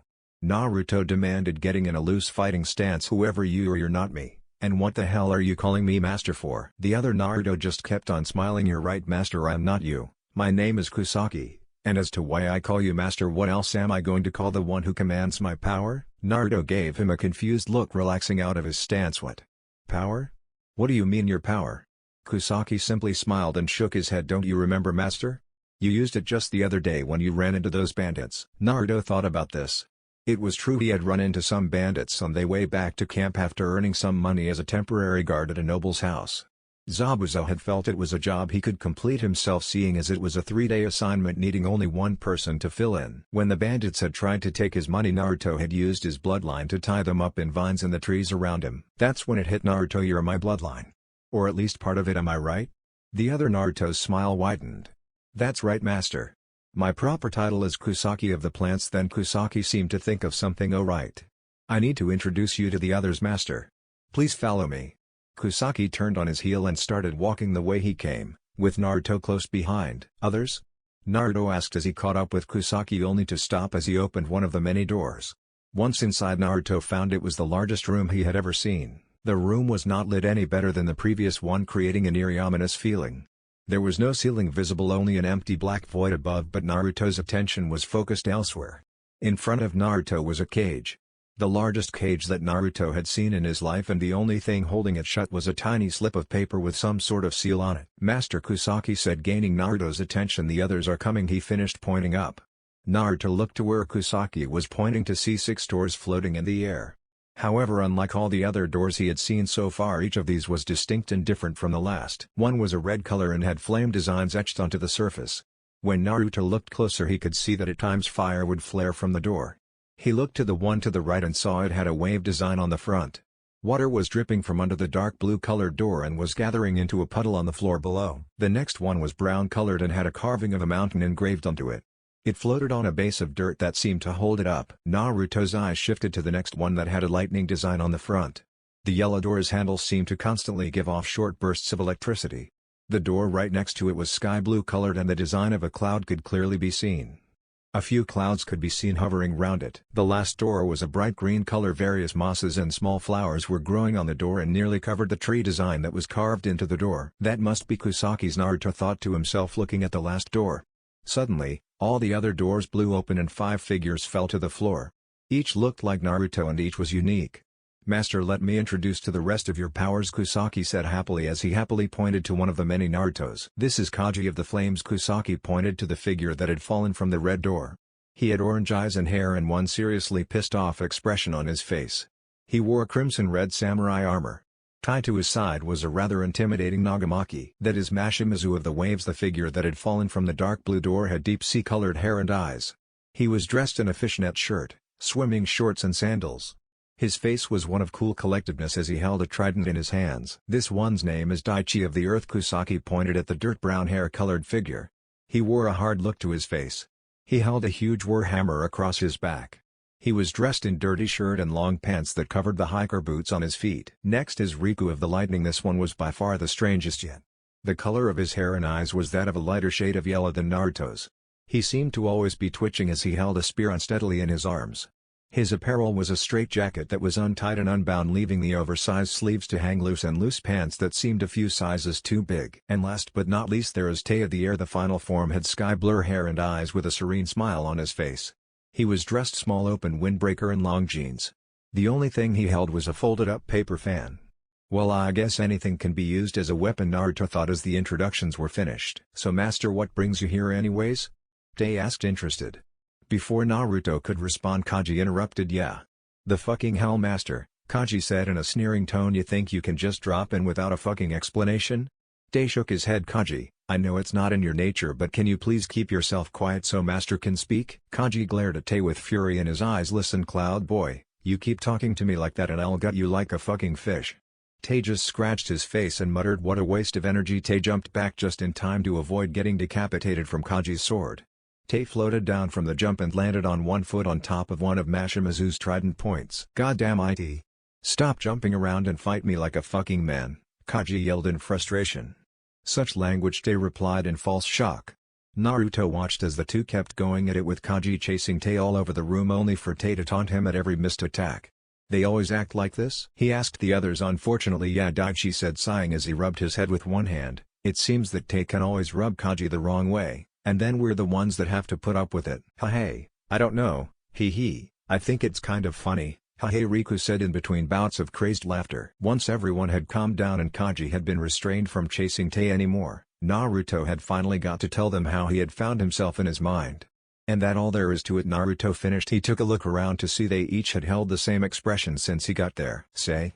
Why do you always have the same faces? Naruto asked. The figures looked at each other for a second. You see, Master, Mashimazu started, we represent your powers and emotions you feel. Each of us is specific to the given power, so we can never change our looks. Naruto thought about this for a minute. But why can you each only control one power? Couldn't one of you do it all by yourself? Hell no, Kaji yelled, it's not possible for one of us to do all that. Naruto gave them a questioning eye, which Tei picked up. Master, you know about nature affinity, right? Naruto gave a short nod of the head. Yeah, that's what determines a ninja chakra type and what kind of jutsu is easiest to learn based on its element. What about it? With most people, they have only one affinity that they are strong with. For example, your sensei Zabuzai is geared toward the water element. It is unusual for anyone to have more than one element that they can control and balance easily, Tei said. A normal body would never be able to handle as many elements as you can. We act as limiters for your power, master. If we were not here, your powers would go wild and your control would essentially be non-existent. Mashimazu continued. Every little emotion you felt would cause your powers to flare up and you would likely not last 10 minutes in that state. We make sure your powers are held back till they are needed and are not harmful to you while you use them. Naruto thought this was as good an excuse as anybody. Still had one question on his mind. Okay, I get that well enough, but can you explain why there's a giant cage in my head? Riku just started to snicker wildly. It is easier if you see for yourself, master. Just don't get too close to the bars. Hey. Giving the crazy power a suspicious look, Naruto started to walk toward the cage. As he got closer to it, he felt an ominous feeling of dread pass over him. Suddenly a giant set of claws jutted from the cage, and if they had been 5 feet closer, Naruto would have lost his head. Naruto, however, just stood still as the claws receded back into the cage and a pair of demonic glowing eyes glared at him. Hey, what's wrong, child? Scared you so much you can't move? Ha ha ha. Naruto shrugged and replied, not really. I'm pretty sure those guys would jump in if I was in any real danger. Naruto pointed over his shoulder at his doppelgangers. So, care to tell me why is it exactly that I have a giant woodland animal in my mind? The whole room shook as a growl emanated from the cage. Child, If this damnable seal wasn't keeping me in here, you would be the first thing I kill." Naruto however smirked. "And yet you're stuck behind a cage with the doors kept shut by a piece of paper." Once again the giant fox growled, "You should know your place, child. You're talking to the most powerful of all Baijuo and the Lord of Hell. I am the Kyuubi no Kitsune." Naruto stared at the giant fox. "Hold it, I may not have always paid attention in history class, but even I know the Yondaime kicked your furry ass into the grave. How could you be here?" The Kyuubi began to chuckle in an almost amused tone. "You humans think so highly of yourselves even when face to face with something far beyond your comprehension. No human, no matter how powerful, could ever kill a being like me. So instead of fighting me, that damn human sealed me away. I would actually be impressed by his creativity if I weren't so pissed at what he did to me." Naruto was surprised at the fox's words. "Well, that's certainly different than what we learned back in the village." "Wait, he said he was sealed, and since he is in my mind, that means..." Naruto's face turned to a frown. "I'm the one you're sealed into. You're the reason I was hated and attacked in my village, aren't you?" The Kyuubi just grinned and replied, "For such a young human you're certainly much more perceptive than one would think. Yes, your pathetic village seems to believe that you're me or close to that and thus attack you. Such sad little vermin trying to live some silly dream of revenge."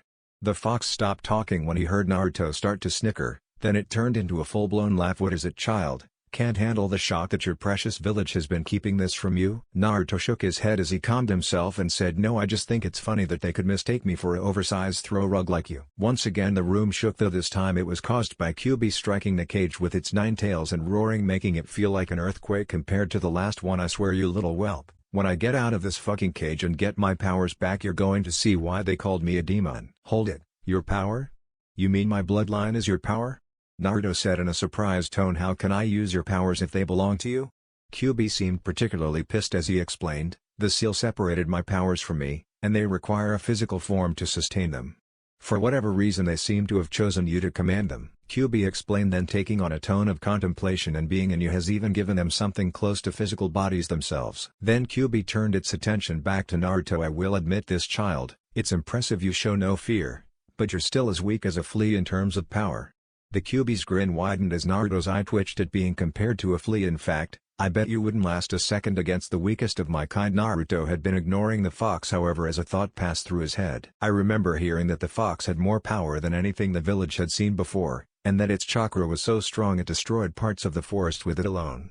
Even with the seal draining his powers into me, he must have a lot of chakra left in him." Naruto thought, "Well then, you stupid fox, why don't you help me get stronger?" Naruto yelled, "I had to put up with my village's anger at you every day before I left, and you owe me big time for that." This of course made the fox give an intrigued/angry look. "So you're going to pay off that and give me as much of your chakra as I want, whenever I want?" The fox's response was anything but one would expect after a human just demanded something from it. It started to laugh. "Ha ha ha. You're something else, I'll give that little human. Very well, you amuse me, so I will lend you my chakra. Besides, if you die, I die, and I don't want to see that Shinigami again anytime soon." "What do you know, even the mighty demon Kyuubi is afraid of something." Naruto teased. "Don't push your luck, human," Kyuubi replied as it retreated back into the darkness of the cage. Naruto turned around, smiled. And flashback. After he had woken up, he had told Zabuza and Haku what he had found in his mind. Both were surprised, but Zabuza had seen this as a unique opportunity. A child holding demon powers would be a strong tool indeed. Thus Naruto had experienced a whole level of training, all the while having the fox taunt him as he was doing now. But for Naruto, now was not the time to bother him. "Listen, fox, why don't you just get Kaji and Tate to fight again instead of bothering me?" Naruto asked in an annoyed tone. "No, that's too easy, besides you're a much better distraction than those one-emotion wonders in here," Kyuubi replied almost mockingly. "Damn fox," Naruto muttered as he reached the last stair. Hearing movement in the wind, Naruto stared up at a tree in front of him. On a branch stood Zabuza, his sword in hand, a pleased look on his bandaged face. And on the branch below him sat Haku with her Mist Hunter Nin mask covering her face, but even then Naruto could tell she was happy he was back. Naruto's thoughts drifted to the years past since he had begun his training. The last 2.5 years had been hell for Naruto, especially early on when he had dodging and avoidance training with Haku. It was closer to a dangerous combination of hide and seek put together with tag than actually training. The major differences between those games and his training was he wore a lot of weights as he tried to dodge Haku's Senbon attacks. Let's just say she aimed low. Taijutsu with Haku wasn't much better. She seemed to take great pleasure in beating Naruto senseless, seeing as how much weight he had limited how much he could move. On the plus side, Naruto's body slowly began to learn to act on instinct and reflex, and he did actually learn the basics of fighting despite the injuries incurred. Naruto was grateful Zabuza had decided to have Haku teach him some basic medical jutsu so he could take care of himself and not have to keep going back to him after each lesson. Things really didn't improve when Haku found Naruto reading his little orange book one night. That was a problem in itself. Naruto learned an important fact about women that day: don't give them more of a reason to be pissed at you. After that, Haku seemed even more hell-bent on making Naruto's training the most hazardous thing to a male. Not a month after that incident, however, Naruto finally proved to Haku that he was not anything like she thought he was. They had stopped at a town famous for its hot springs and high-class hotels after collecting a particularly good bounty a day before. After Haku had threatened Naruto with pain beyond belief if he peeked, she went to enjoy a hot bath. Naruto was not the least bit interested in a bath at the moment, so he decided to walk round town till Zabuza came to get him. However, at that moment he heard giggling coming from the wall outside the women's spring. When Naruto went to investigate, he saw a man peeking through a hole in the wall. Now Naruto may read Icha Paradise, but he knew to treat women with respect. Naruto gave the man no rest in the beating that followed, all the while screaming words like pervert and lech. After Naruto finished by throwing the man into the street, it became apparent that the women in the baths had heard his shouts of rage, as they were now fully dressed and holding various objects in their hands to inflict bodily pain upon the peeping Tom. Needless to say, Haku thanked Naruto for helping them dispense their deserved justice upon the poor bastard. After that, training with Haku was much safer, and she even, although grudgingly, put up with his choice of reading material. True to what Zabuza had predicted, they became close friends. Haku even started calling him by Naruto-kun, which for a reason beyond Naruto's comprehension made Zabuza smile. They had become even closer friends as they found their lives were quite alike. Despite Naruto never having known his parents, he related to Haku's pain of not knowing why people hated them and discovering why. Thanks to this, their friendship grew quickly. Once Haku had given him the chance, of course. Zabuza had been much easier to deal with compared with Haku in the long run. He was, however, a slave driver when it came to training and expected results. If Naruto did something wrong even once, Zabuza had him staying up all night working on it with no dinner, only to have a double workload the next day. True to his words, Naruto never saw his sword again for a good 6 months. Instead, Zabuza gave him the most insane workout schedule known in the Shinobi world. From dodging water jutsus while studying a scroll to being attacked in the mornings while he slept, almost getting impaled by Zabuza and his giant sword. Zabuza had him doing it all, and there were times when Naruto did question if he would be able to survive. Of course, Zabuza was there to properly motivate him if need be, namely insinuating that someone so short and weak could never become Hokage. This, of course, pushed Naruto just to prove Zabuza wrong. Zabuza used Naruto's anger like a well-made blade, always pushing him past his physical and mental limits to further his training. It was thanks to this training style that Naruto was actually able to make regular Bushin clones. Haku helped Naruto learn to slowly and carefully release just enough chakra to create them successfully. Though he doubted he would ever actually use them since he knew the much stronger versions, Naruto felt pride in being able to accomplish something hard for him but easy for everyone else. Finally, after the 6 months had passed, Zabuza allowed Naruto to begin learning the way of the sword. Despite being a master of the silent killing style, Zabuza had practiced a few other styles in case he needed them. Zabuza decided that the best style to teach Naruto was the Zensaku Ryu sword technique. It was a mixed offensive/defensive sword style relying heavily on the speed and creativity of the one using it. Of course, Naruto had creativity in spades, and thanks to all the weights Zabuza had unloaded on him, his speed wasn't a problem. In addition to his training with Haku and Zabuza, Naruto had learned quite a bit from what he had taken from the village. He had breezed through academy learning material, seeing as Zabuza had to teach him those basics anyway, and managed to learn a few ninjutsu and taijutsu techniques from the scrolls he took, and Zabuza taught him a few from his personal collection. Naruto had become curious as to why Zabuza would teach him so much, and when he asked, Zabuza merely replied, "My tools need to be stronger than anyone else's, that include those I lead. I make you stronger, you serve me better." Naruto chuckled a little at the thought. That was how Zabuza rationalized everything. "Oi, Naruto, did you finish the job?" Zabuza asked as Haku and him jumped from the tree to in front of him. "No, Zabuza-sensei. I just spent the last few hours making a bonfire that can be seen all the way in Suna. What do you think?"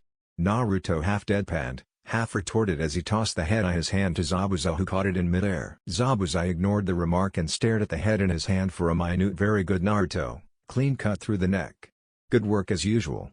Naruto humphed as if insulted before replying, "I better be after all the training you put me through." Zabuza shook his head in an amused manner. "Fine, Let's just get this head back to the village, they're waiting for us. The three began the trek back to the village, Zabuza in front and Haku and Naruto side by side behind him. In a quiet voice Naruto whispered, "Hey Haku-chan." "Yes Naruto-kun?" She whispered back. 10-1 says they welcome us back with a party and Zabuza-sensei gets wasted like usual. He finished with a masked smirk causing Haku to giggle quietly. "See, what did I say?" Naruto laughed as Haku and himself watched the festivities from one of the many tables set outside. The entire village square had been turned into a party area complete with music and food to celebrate the death of the murder that had plagued their village for a month's time. It seemed the whole village had turned out to welcome them back and had gone all out to thank them. What was so amusing to Naruto and Haku was at the moment Zabuza had 3 large jugs of sake in his hands and though clearly intoxicated was dancing surprisingly well with 3 ladies of the village at the same time. You know, it seems that whenever he gets like this Zabuza-sensei can win over any women he wants, Naruto said as he grabbed a bowl of rice and fried steak from in front of him. "I wonder what they see in him," Naruto joked slightly as he grabbed the rim of his mask with his index finger and pulled it down around his neck to enjoy his food. Naruto was oblivious to the stares he got from many girls his age as he removed his mask and ate his food. Not once since the trio had taken the job had Naruto removed his mask in public view of the female village population. Now that he had the girls sitting at the table could plainly see his face, and they were impressed. The girls at the table slowly started to inch closer.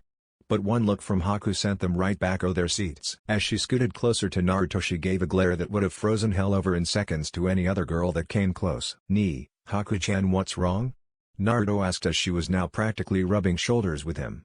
"Oh, nothing Naruto-kun," she replied sweetly. Naruto stared at her for a minute with a raised eyebrow, then shrugging his shoulders he went back to his meal.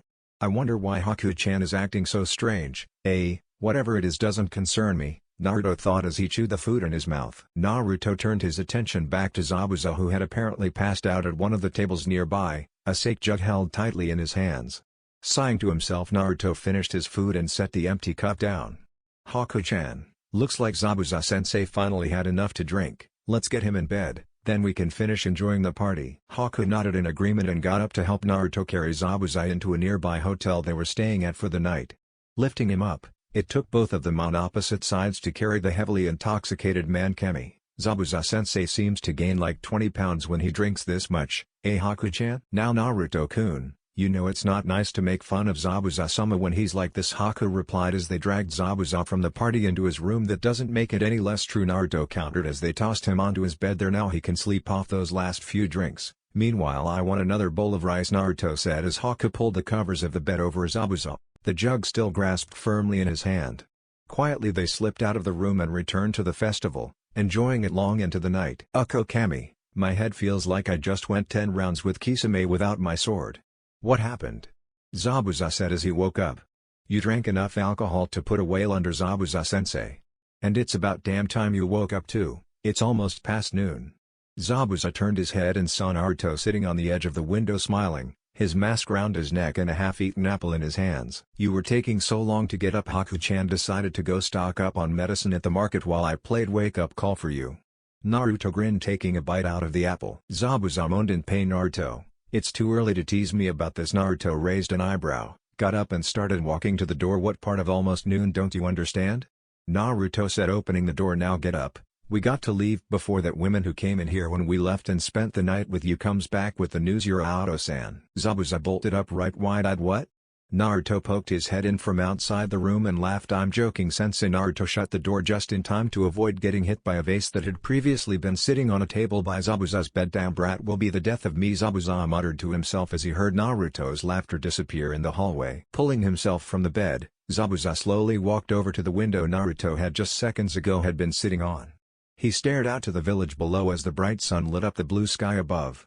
Zabuza stared at a group of children as they ambushed Naruto as he came out of the hotel. Of course Naruto had knew they were there, Zabuza had trained him too well to not know, but he had let them jump as he seemed to have become the local hero and idol for the children and didn't mind the attention of the youngsters one bit. Zabuza snickered a little as Naruto was being pulled by both his hands by the children who wanted to play games with him and hear the story of how he had saved them for the 6th time that morning. "Naruto," Zabuza thought to himself as he watched Naruto entertain the children with the story once more across the street, even letting them see his unsheathed blade in all its glory. "You have grown truly strong for me, your dedication has been unquestionable, Your loyalty unbreakable. Zabuza watched in amusement as Naruto was tackled by the children into the street, and as the children climbed all over him, Zabuza saw out of the corner of his eye Haku walk up to them, laughing all the while at Naruto's predicament as she carried a grocery bag in her hands. Zabuza's head filled with thoughts of all they had been through, from their missions together to the time in between.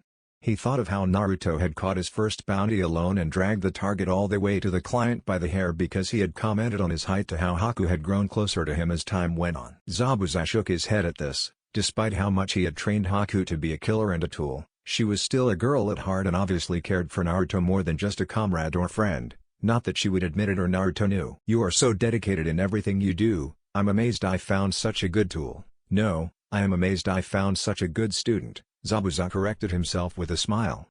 Then the smile fled his face as an unreadable expression entered, and as he turned away from the window and faced the darkness of the room, he whispered quietly into the shadows, "Yes, I believe it is time." "Zabuza-sensei, what is our next mission?" Naruto asked after they left the village as the sun began to set, lighting the sky up in bright red hues and pink clouds. "Haku and myself will be traveling to a nearby village to find a new bounty to take," Zabuza replied as they reached a fork in the road. "And me?" Naruto asked, seeing as it was not the first time they had separate missions. Zabuza turned to face Naruto. "That is for you to decide, Naruto. This is where we go our separate ways." Silence hung in the air, the only sound coming from the leaves in the wind. Despite that his mask was on, Zabuza could tell Naruto was in shock, and not just him. Haku's eyes were wide open. Zabuza hadn't told her of this since his decision only hours earlier, and the news was hard-hitting. She was going to lose her only friend who shared so much in common with her. "Zabuza-sensei, you're joking, right?" Naruto asked quietly, hoping it wasn't true. Zabuza only shook his head in response. "Naruto, you have learned so much since we met. You have exceeded my expectations of you time and again." Zabuza replied, "But now you must walk your own path and follow where it leads you." "But Zabuza-sensei, what about my promise?" Naruto asked. "Naruto, your promise was that you would help me reach my goals as long as I had anything to teach you, and you have kept your promise." "I have nothing to teach you in that kinjutsu style. All that you need to do is practice what I have taught you," Zabuza said with a smile. "Remember, I expect you to have improved with your sword skills if and when we run into each other again, or I'll run you into the ground with the basics 10 times over. It'd be a fucking waste if you slacked off in your kenjutsu and batjutsu lessons that I taught you," Zabuza said as he shifted his sword's weight. Even with his bandaged face, Haku could see him smiling proudly at him before he turned to face the path leading to the right. "Haku," Zabuza said, gaining her attention, "catch up with me when you're done saying goodbye," and with that he started to walk away. He knew she needed to do this herself, otherwise it was going to catch up with her later and then she would feel 100 times worse than before. Naruto and Haku watched as Zabuza walked away. "Well," Naruto said as he turned his head toward Haku, "this really sucks, huh?" Haku allowed a small giggle before a sad smile took over her face. Naruto knew what she was going through, but he also knew she was most likely taking it much harder than he was.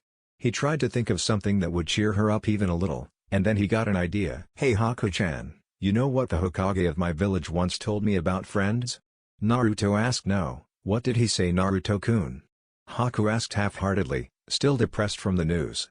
Naruto put a hand on her shoulder. "He once told me that even if friends are miles apart for years, their hearts are side by side forever," Naruto finished with a very Kakashi-like smile. Haku gave a slightly happier smile in return. "Yeah, you're right, it sounds like your Hokage is a really nice and know what he's talking about, Naruto-kun."